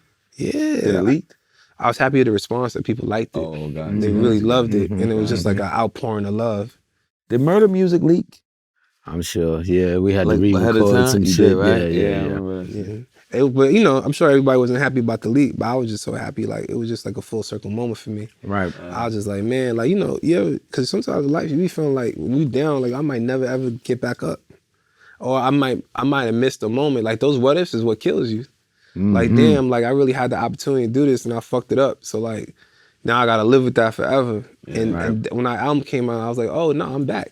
Like I can really do this shit, and I'm confident. And then like I got to give like YG, Mustard, and Jeezy a lot of credit. Like they gave me a co-executive producer credit. So when you look at that album, it says executive produced by YG, Mustard, Young Jeezy, and Sickamore. Wow. But they gave that to me as like a sign of respect. I didn't get like a point. Like, you know what I'm saying? Like, I get the point. Yeah. but I did. But that was I was cool enough. I was good with that. You know what I mean? Because it was just like, you know, that's what this hip hop shit is really all about. And it was like, from there, it was just, and they like protected me. Like YG was always like, nah, bro, you a joint, man. Like you that nigga, man. Right. Like just pumping me up. And then, you know, Dirk was going good. Jeremiah asked Dirk what was going on. Oh no, one more full circle moment. And then we did the My Nigga remix. They asked about Nicki. And I was like, shit, I could give it a shot. You know what I'm saying? So I called G. Robinson. And he's like, you know how much she charged? You know how much she charged? I'm like, shit, just ask her, man. She might do it, you know? And he asked her, he said, like, yeah, Nicki said she not only gonna do it, she's not gonna charge, and she wanna talk to you. And she talked to me, and she's like, how proud she was of me, and da-da-da. And I was just like, Wow. That's dope. yeah. Full circle. Full circle. Yeah. And that just felt like really great. You know what I'm She saying? jumped on the remix, right? She jumped on the remix. And what remix was this? My Nigga My remix. nigga. My nigga. It was her, Meek Mill, and Lil Wayne. Yeah. And that was like, you know, from there, I was just like, I'm never going. So let me ask you a question. I'm never going to go back low again. Nah, that's fine. You only have to learn once. Let me ask you a question. Was you part of the Fuck Donald Trump movement? I wasn't there for when he recorded it, but I was definitely his A&R at the time. He did a tour and all that shit on that, right? Yeah. he had the foresight because he saw that shit coming before. Yeah, it was smart. Everybody. It was risky, but it worked out. It was smart. It wasn't risky at all because he wasn't the president at the time. He was just a candidate. You know what I mean? But this is before he even actually won the election. He was just like a candidate at the time. Oh shit! And it just he ended up becoming president, so the song became bigger.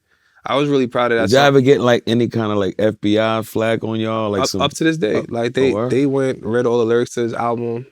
Like Secret Service motherfuckers on that. Yeah, they took that as a real threat. Yeah, that's what I'm saying. They have to take that as a real threat. I was just so proud, like when all the Black Lives Matter protests were happening, that was one of the key songs. Right, you would hear like Kendrick first, like "Be Alright," but then like so that was like the Martin Luther King song, but the Malcolm X song was like "Fuck Donald Trump." So it's just like last I heard about YG, I don't know, was he was caught up in internet shit with he beat with the Draco, not the Draco the ruler. They was trying to say that his crew, is the one that was responsible. They got in with the blades and all that shit at that. Yeah, I don't know what LA happened. Shit. You don't know what happened, huh? Well, he's free, so thank God for that. So yeah, I don't know. But that was internet shit. I think what happens when I knew they had a little beef going on or whatever, some gang shit. I think what happens is people just try to put stuff on people. You know what I'm saying? I think just like that's kind of like what it is. It's like the internet, man. Yeah, it's the internet. I think people just try to put. I think when you like. The thing when you like, I feel like a New York City gang member is almost like a choice.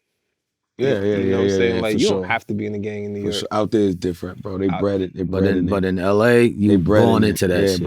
Born in, or you gotta get checked out too. Like, you know what I'm saying? Like if you're like, nah, I'm not gonna be part of the gang. Like, oh, you still gonna get put on. So you gonna get this ass being is to be part of the gang or not? Might as well be part of the gang. Yeah, and it never stops. It's like, you know what I'm saying? It's like. Jail calls. In Chicago, it's kind of like the same way. Yeah. Like these guys don't have a chance. Like you know what I mean. Like I'm sure like a lot of them would stop trying to be gangbangers if they could. But like it's how you grew up. Your mom was probably a gang member. Your dad's a gang member. Right. Your uncle's a gang member. Everybody blocks are gang members. Mm-hmm. And then it's just the code of the neighborhood. You know what I'm saying?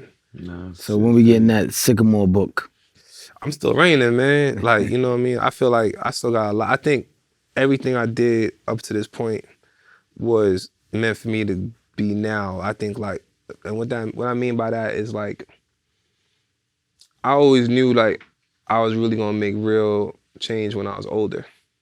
I think everything I just told y'all was just to help prepare me and help this new generation. Yeah. You know, cause I'm still like in a good space where like I'm young in the culture enough to like know what's going on, but I'm like old enough to not make the dumb decisions. Mm-hmm. And I think like kind of like as I started going to more in the elder statement side of hip hop.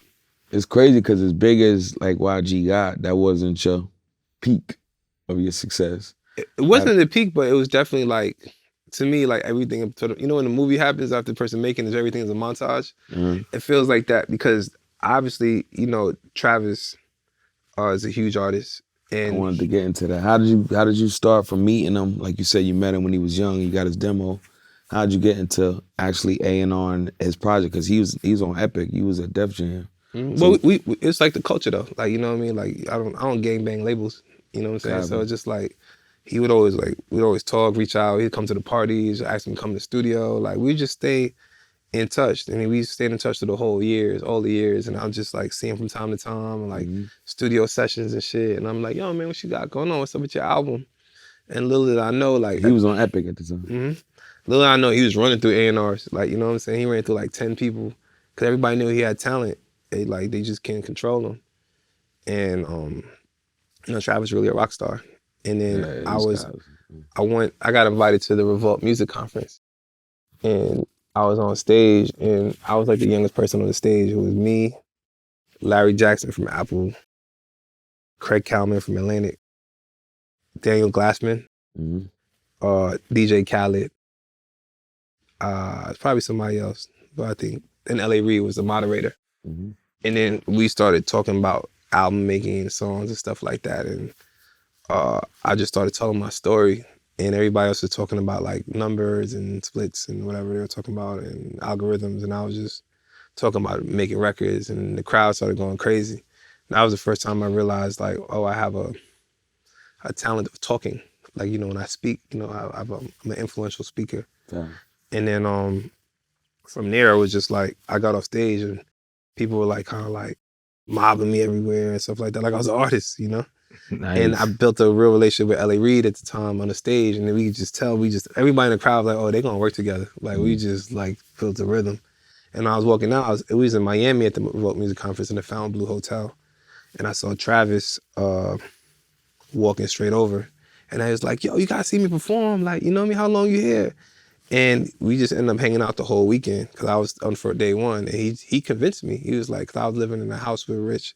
He's like, if I had a house like yours, I could just build an album and I put Metro in there and Sunny Digital and this and that. And his charisma just, I was like, yeah, I should leave Def Jam. I should go work with you, you know? So then I started having meetings over there. So I talked to YG about it. He like, shit, as long as you can still work with me, you know what I'm saying?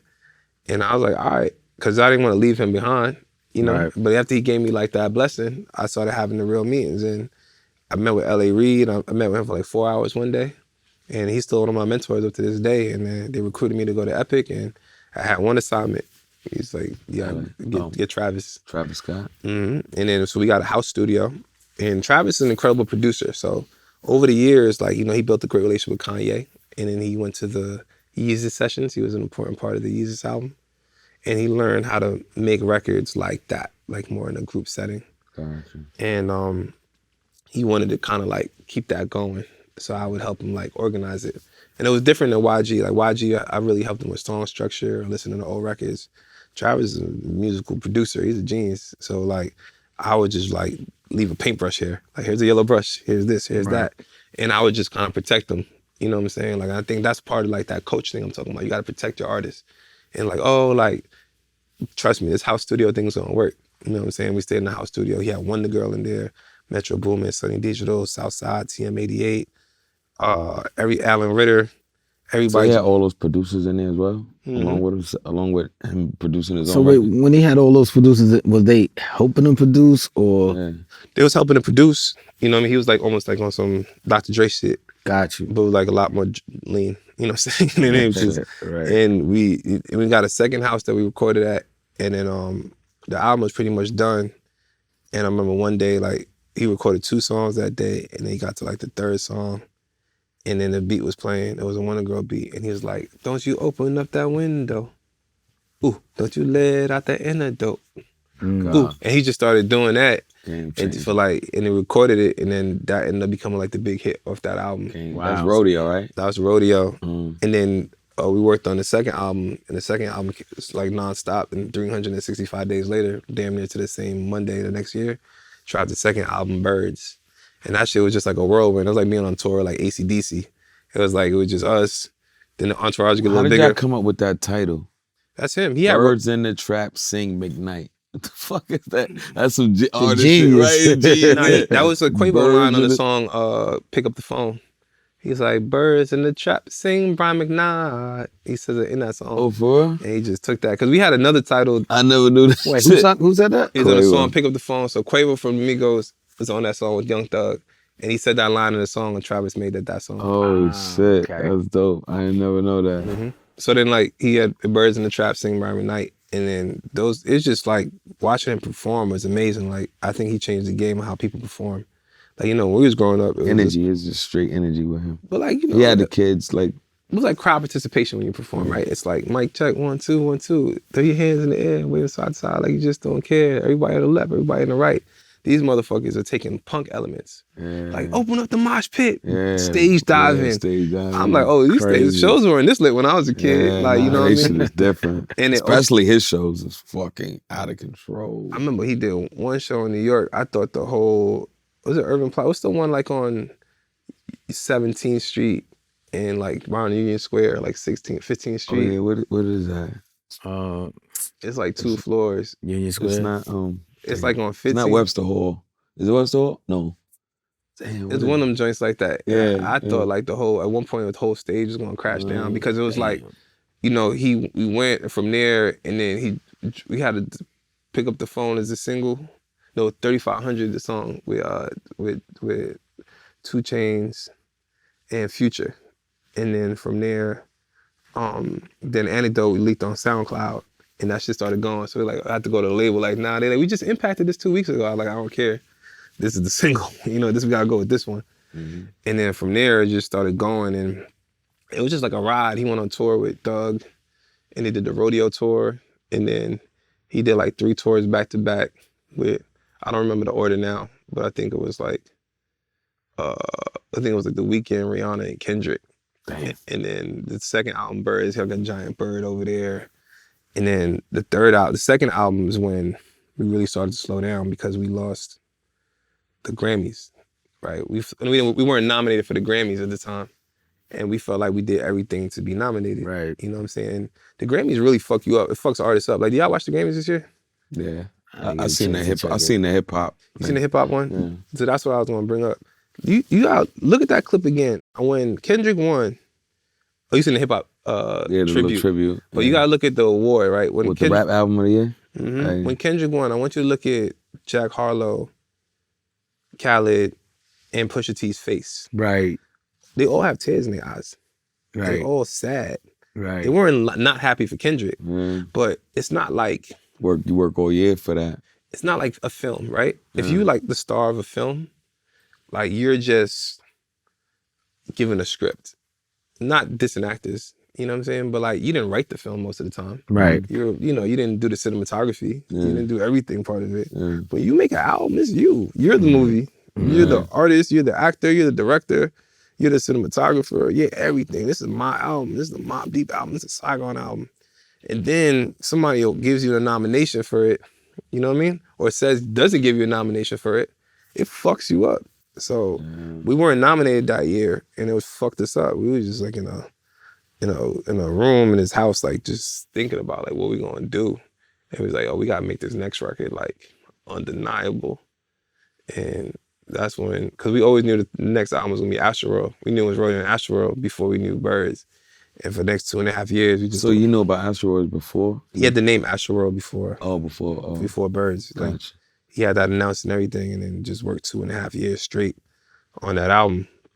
Like, and that album got everybody on it. They got motherfucking Stevie Wonder on that album, doing a Is that harmonica. Goosebumps is on that album? Goosebumps is on Birds in the Trap. Oh, Birds in the Trap. You know what I'm saying? But that we really was doing that for like that trophy.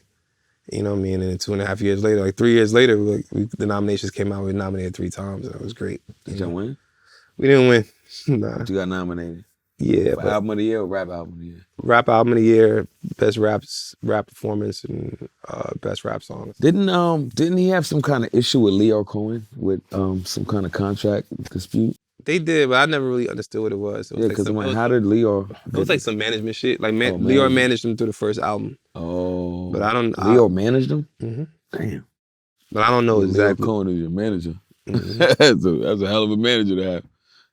Yeah, I don't know exactly what happened with they shit though. And it was something with the sample with Antidote, right? No, and they don't have the sample. Oh, they had no sample? Nah, it was Wonder Girl, no sample.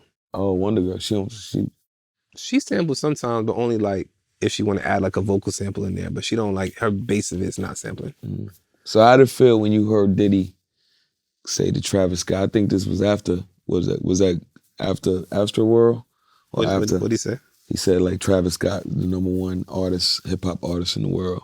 Diddy went on to say that one year, and I seen it. And I'm like, because I ain't gonna lie, I didn't realize how big Travis Scott was until I was trying to date. I was dating this girl, kicking it with this girl, or she kept talking about I was going to a Travis Scott show. I'm like, bitch, I'm a rapper too. She didn't give a fuck about my shit at all. Yeah. She just cared about Travis Scott. Like, you don't know Travis Scott. It was crazy. It's just like, you'll be chilling and like you said, the entourage get bigger, then it'll be a security guard and 2 security guards, then a few SUVs and it'll be a jet. So but you don't know it till you in it, so you don't really see it. It just starts happening all around Yeah. you, and everything just starts growing and growing and growing. But for me, it's like I'm always You've seen levels to the game. You've seen when artists thought $1 million was money. Mm-hmm. Now you seeing like you said, private jets. These dudes fly private everywhere. $30,000 to fly to Florida, $50,000 to fly to. One thing I realized from that experience is that's when I realized what I love though is like I'm like a college coach. Yeah. I love like working on the first couple albums. Watching them grow. Like I feel like more like Coach K than Phil Jackson. Gotcha. You know what I'm saying? Like so you catch them when they diaper dandy. Yeah, diaper dandies. And it's great because it's only so much you learn after the success. So like my whole thing is the process, like staying still in the process. The same stuff that I was learning with you, the same stuff I was doing with Travis. I'm gonna do it all my other artists. You know what I'm saying? I manage an A&R, Don Tolliver, and we're working on his 3rd album, and it's the same process like making mixtapes. You know what I'm saying? Is he signed to a major? You got him on a major? He signed through Cactus Jack / Atlantic. Okay. So I seen an interview one time where you said Travis Scott will sit there and mix a song 75,000 times. Like he just spends hours and hours and hours.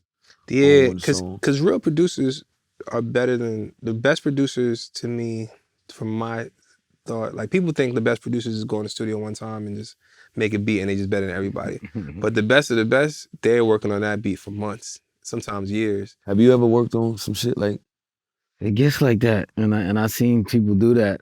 Yeah, like Kanye and your boy Travis. Because they be like, we got to do the strings in France. We got to fly to France to do the. They will work on like they'll work like on the outer part. They work on like an outro for like months. Like Sickamore wasn't finished until maybe about 2 days before the album. Like those are 3 different songs, 3 different sessions, and he's working on each of those sessions. Right. And how does that beat change? The beat change and that and all that. 3 times. 3 times, right? Was that whose idea? Was that like That's how the his. song was? That was his.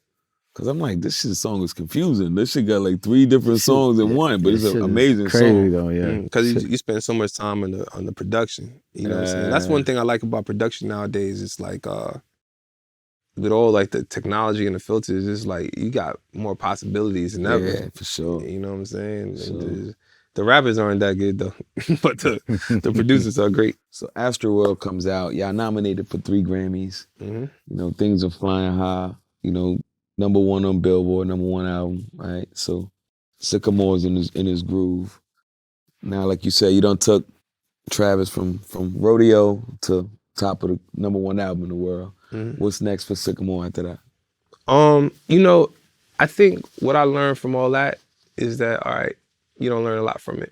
You learned that you didn't learn a lot. I learned way more from the early stories than that because it's like all that is like all that success is a byproduct of the process, of a creative process. Just going in there, sitting there, taking months, years, however long it is to work on your album, staying with one solid idea, and then finding a way to get it off. You know what I'm saying? I think like that's what I love. So my next thing is I'm starting a company called 3XL. It's short for 3 times louder.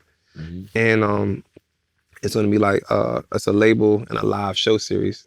So I'm gonna do the shows like Famous Factory, but also have the label component and really find like the next generation of like artists, but treat them like artists. You know, like they're not gonna be signed to us. They're gonna do residencies. You know, very artist friendly deals. You know, short term deals, like 2, 3 albums, maybe 1 album. Because you want them to be with you. And if you go to a gallery, the gallery doesn't own you. They might represent you for like a project or 2, but it's like project by project.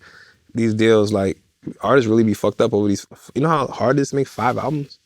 Right. You know what I'm saying? And it's just, I want to just make sure like things are really simple and we're making like the highest level of music, you know what I'm saying? And like, I'm not even gonna call the A&Rs are gonna be like curators, because I want them to be part of like the culture and work on the art and figure out the outside scene. of musical content, do you see the importance of like doing like TikTok visuals like that? Like I noticed a lot of artists, a lot of songs break on TikTok.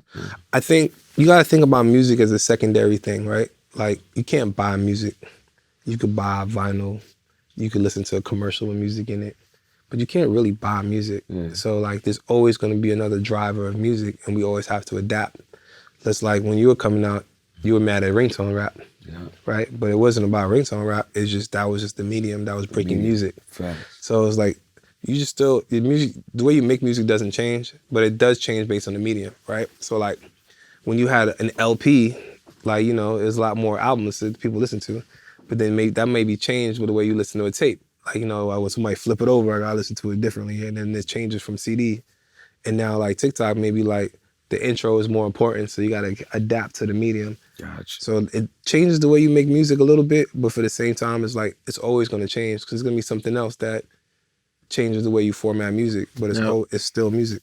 Facts. You know what I'm saying? So you can't be mad at the medium. You can't be like, ringtones, TikTok, it's just like, people got, if something hits the algorithm, it's cool. So as an A&R, if you got an artist, knowing that a lot of songs break on TikTok, do you go in there with the idea saying, we need something that could come with a dance? We need a...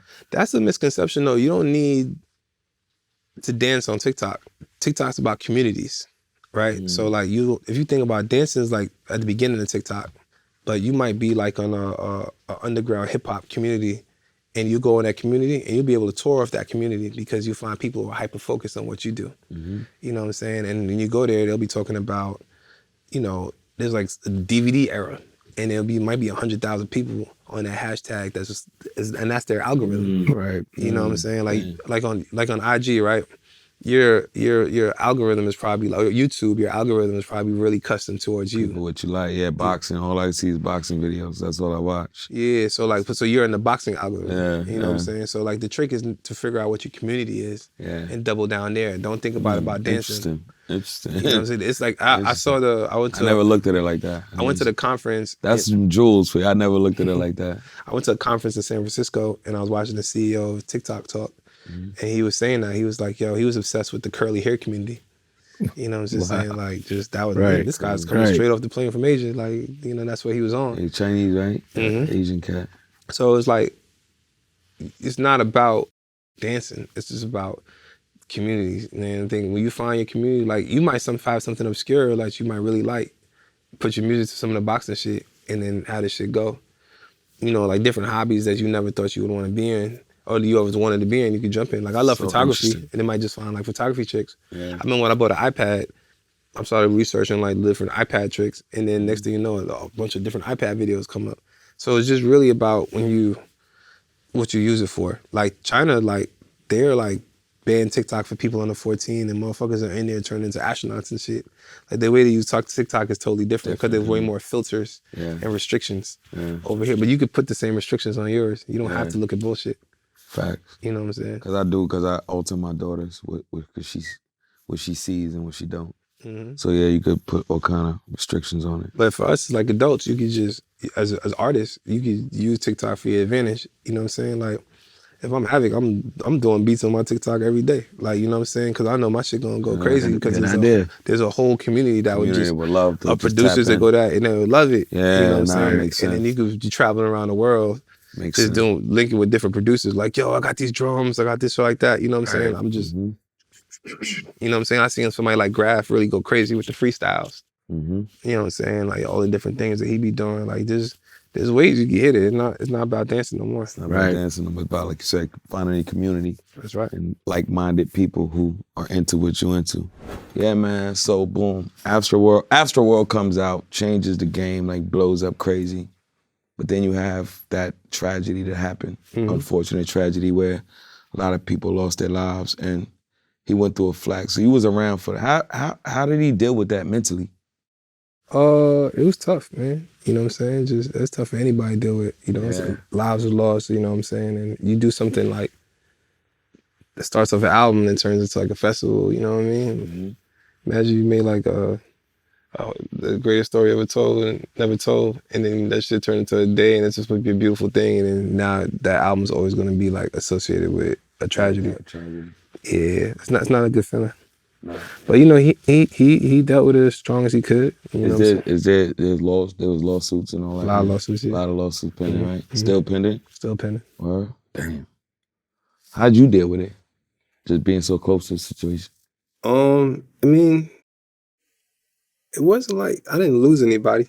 You know what I'm saying? So it's just like I just think about the families, like the people who lost. Like one of the kids who died were like 8, 9 years old. Damn. Yeah. So so what exactly happened? It was too many. It was too overpacked. It was more like a logistical thing. Like basically, like it was just too much people, and the way that they were structured, the gates and shit. You know what I'm saying? So it was like people got trampled. They couldn't move at a certain point. Like I mean, all festivals look like that, right? Like they be packed. But it's like a design flaw. Like you know, you have to have what they're doing is like throwing water in the crowd. Artists are stopping the shows. Like you know what I'm saying? It's like you gotta have like you can't. It's just a bad situation. It wasn't the only festival that ever happened into. Like if you look, there's always like these crowd surges. They happened in a soccer game in Mexico the other day. Yeah, I seen that. You know what I mean? Because what happens is like when you get caught in the crowd, you ever been in the middle of a crowd? Yeah. At some point, if it gets too tight, you can't move. So if you pass out, they can't help you up. Yeah. You could get trampled. Some people don't even realize you down there. Yeah, they just walking all over you and shit. Or you said somebody like start panicking. You know, so you just, you know, anything can happen down there. I just seen something, and not to bring, Kardashian Jenner business, because I know, that's his mother of his child, his girl or whatever. But I just seen something recently where, they do their child's birthday party, they do the Astroworld theme, and she was getting a lot of flack online because of, people saying that's insensitive because of what happened. I just think, it's just a sad thing. Like, just like imagine if you make that album and then every time somebody brings it up, it's associated with something negative. Yeah, it's got to be a bad feeling. It is bad. It got to be, man. And shout out to Travis Scott, man, and keep being great. Shout out to you, Sick, man. I wanted to say this, man, because you always was smooth. I remember I used to tell everybody, yo, this kid's gonna go places, he's gonna be great. And I was like, this is the coolest guy on the planet, probably aside from Jay-Z. Your level of cool and calm and collective, no matter what we was going through, whether it was street shit, whether it was industry problems, I always respected the fact that you maintained your cool.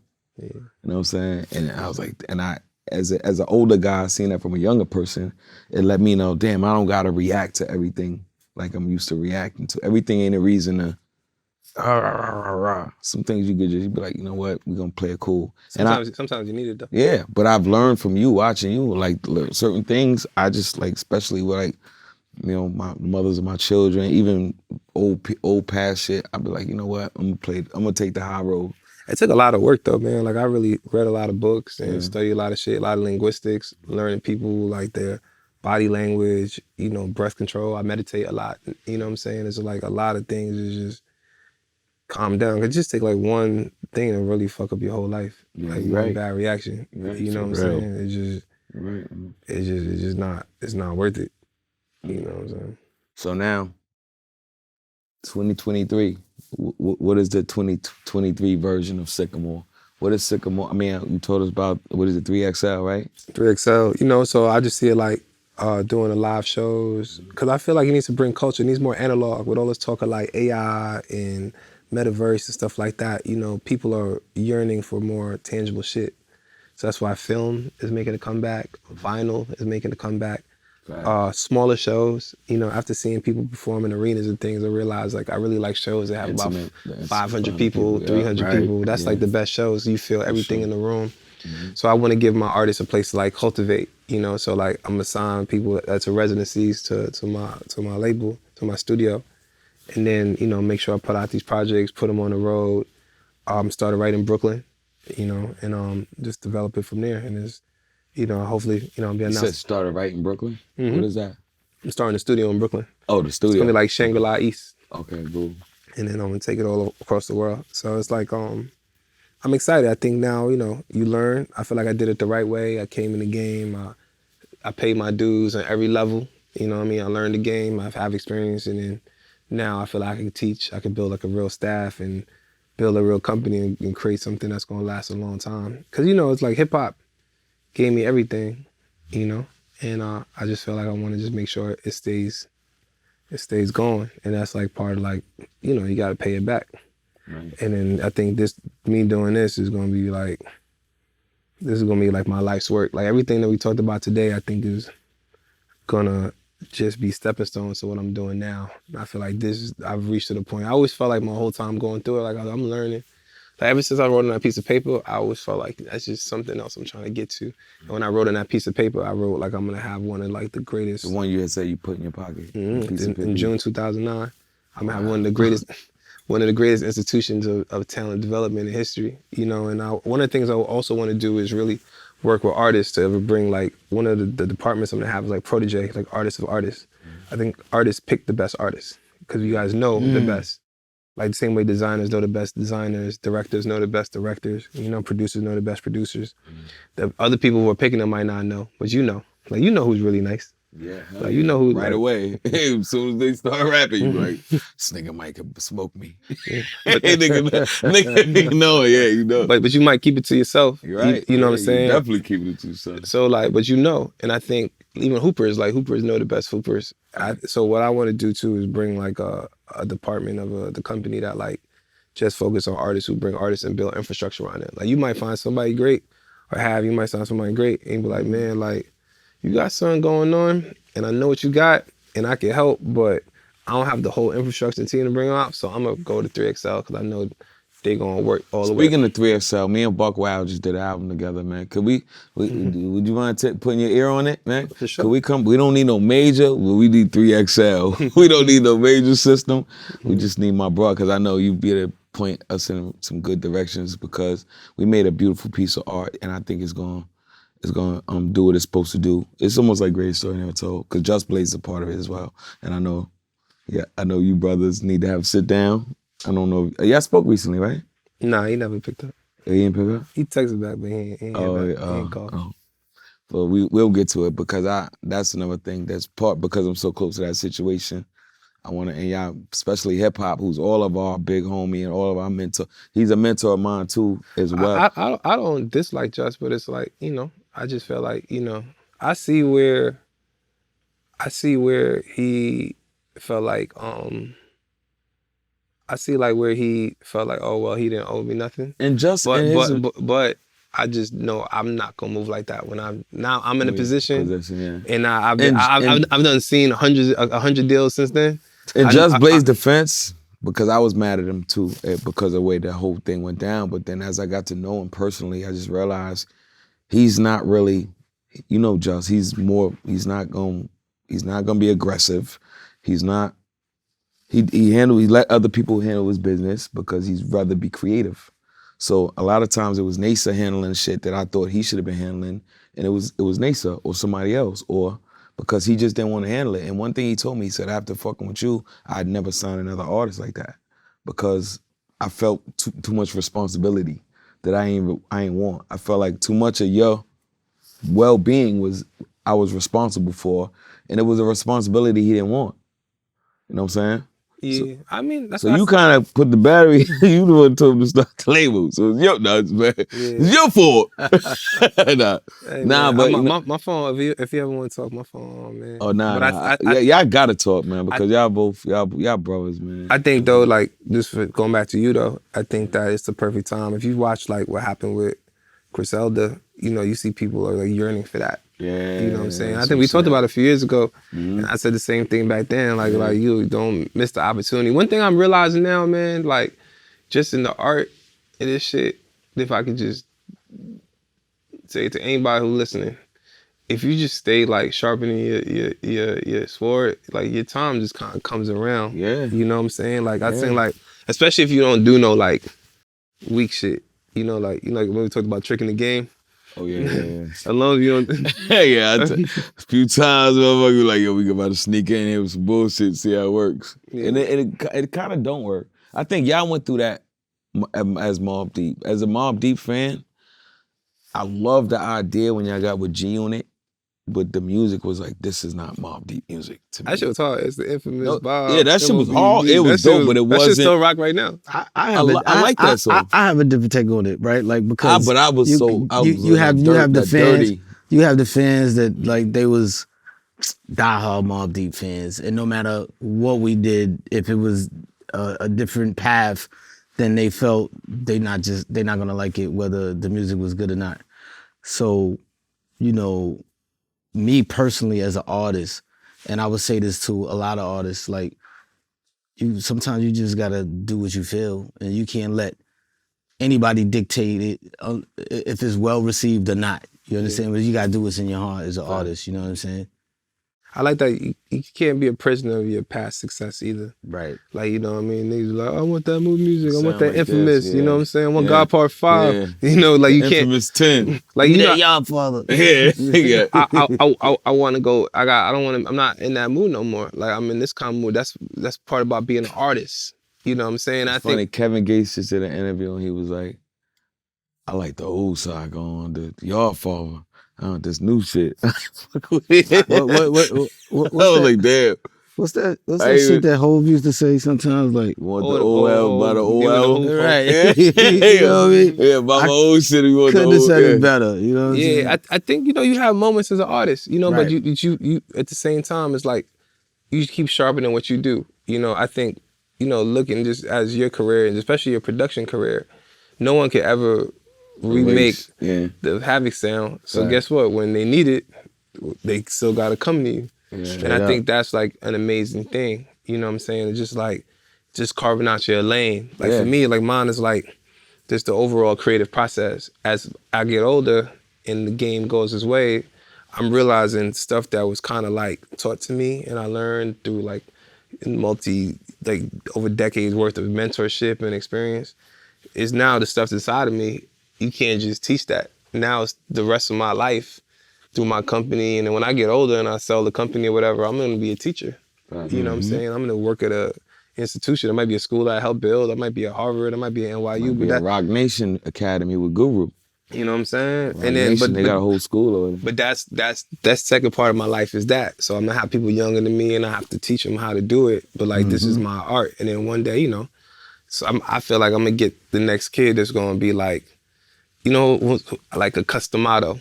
One day Tyson's gonna walk through my door and I'm gonna know what to do with him. Right. You know what I'm saying? I'm like, okay, cool. Like I know exactly where you gotta be and I've seen it all and then Almost like what hip hop did with you. Exactly. You know Because what I'm saying? he A&R'd Reasonable Doubt and some of these great big Jay-Z albums. So he knew. Wow. He seen the spark in you when you like, okay, he gets it. You know what I'm saying? He gets it. And he taught me over such years. Yeah. So like now my thing is like how do I teach like a whole company, how I teach the future of the kids and create a whole culture around it to create the next generation. You ever did a TED Talk? Nah, I ain't doing TED Talk. You should, man. I'm on Saigon podcast though. Nothing is off the record. Nah, you should do a TED Talk. I think that should be dope, man. Like you got a lot of wisdom. I spoke at a lot of schools. I spoke at Wow. Harvard twice. I spoke at UCLA, USC, Stanford, Right, NYU, the new school, Parsons. Dope. I love what happens, I meet a lot of Syracuse.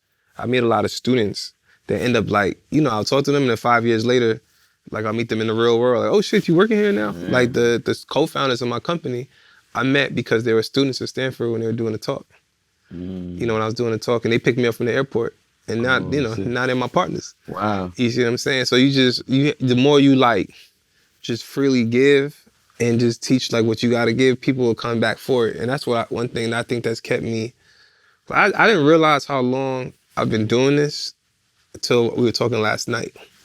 And I'm thinking about these stories and I'm like, man, that shit was 19 years ago. Or like, you know what I'm saying? Or whatever long. 2 decades. And I still feel like I'm I'm still like getting to the highest level. Like I see like, but like the highest level, not like what the game tells you the highest level is, but like of my mastering what I'm doing. That's what you do. You see what I'm saying? I'm just feeling sharp. So I know one day like anyone could call me. I know I'm confident I can help them make a great album. Bad Bunny could call me. I'm confident I can help him make a great album. I don't know what he's talking about, but I know I can help. Cause I know I just need like a little interpreter or some shit. Right. I'll figure it out. You know what I'm saying? And that's just like, I think when you're young, you want to do a lot. Like in the Nicki Minaj era, like I wanted to do consultants. Now I've really hyper focused on my gifts and using my gifts and my purpose. And I'm using my gifts and my purpose.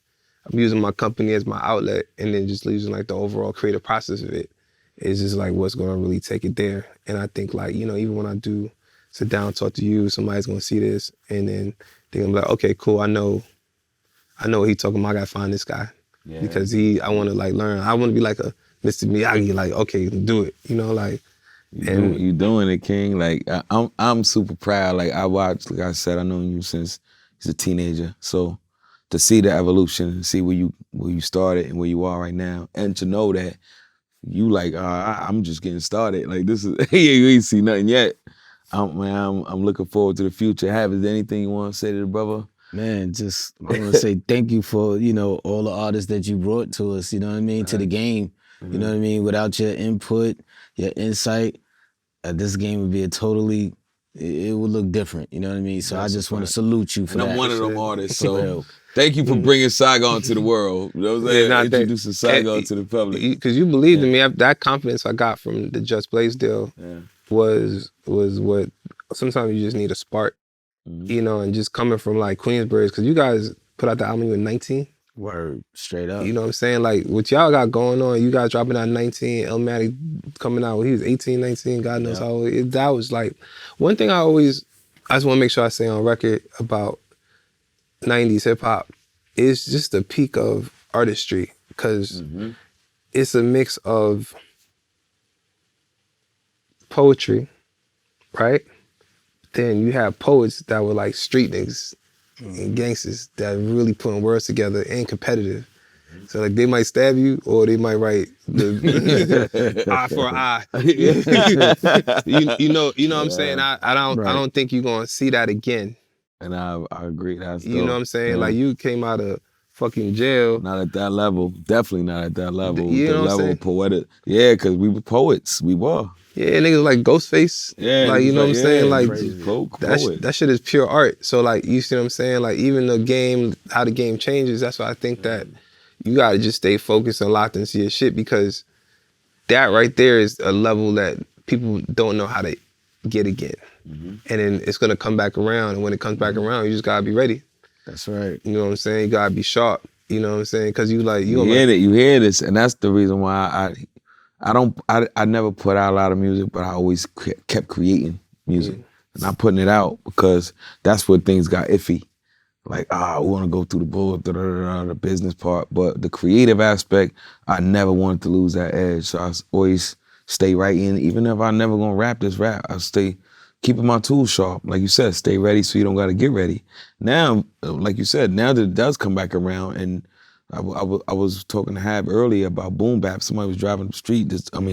We heard some song playing. I'm like, yo, boom bap ain't going nowhere. He's like, it's the foundation of all this shit. You take away that, you take away what hip hop is, and me just continue to write and craft, and then collaborate with artists and stay in that community. Because I think that's the same thing. Same thing like TikTok. I think Alchemist is good at that. Alchemist is a master of taking that small little marginalized community and just, like you said, maybe 200,000 people, but making sure you stay locked in with them. Right? Yeah. And they rock with you forever. But then that spark turned into something. Like he took like the projects he did with like Rock Marciano, and then just started spreading from there, currency, everything. Now he kind of built what the modern underground is. Exactly. You see what I'm saying? Exactly. But like, and he just did it just chilling in motherfucking Venice. Right there. Smoking that bong, hitting the bong, making beats. That's it. But just keeping the thing, whether it's like up or down, he just stayed consistent. And I think stuck with it. Stuck with it. And I think the people like who stay consistent with it is just the ones that call, like, you know, like at the end of the day, like they know, like, all right, cool, I need that shit.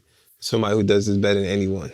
You know what I'm saying? It's just, I be telling my girl about that sometimes, man, because she's like an actress, and I'm like, yo, you just gotta have a reason why somebody's calling you. You know what I'm saying? Like, oh, I can only get this from you. Yep. And then you find that it can't be touched. Can't be touched, man. With that being said, man, Sickamore, thank you for your time, King, get man. it. Thank you for the wisdom, the jewels. Watch this interview twice if you did, because I learned a lot. I'm sure I definitely learned. You learned a lot, right? And Yeah. we older, we learned it from the young brother. So that shows you, man, ain't no age limit on intelligence, wisdom, knowledge, because we sitting here learning from a brother younger than us, a brother I watched grow since he's a young man. I always told you do great things, and I'm glad to see it come to fruition. I appreciate you always believing in me. Always, man. I still do, man. And thank you for believing in me, because Always. had you not, there'd be no Yes, Saigon. brother. Yes. Thank you, Hav, man. Nothing is off the record. Vlad TV, we out, y'all. And thank y'all for tuning in. We out. Peace.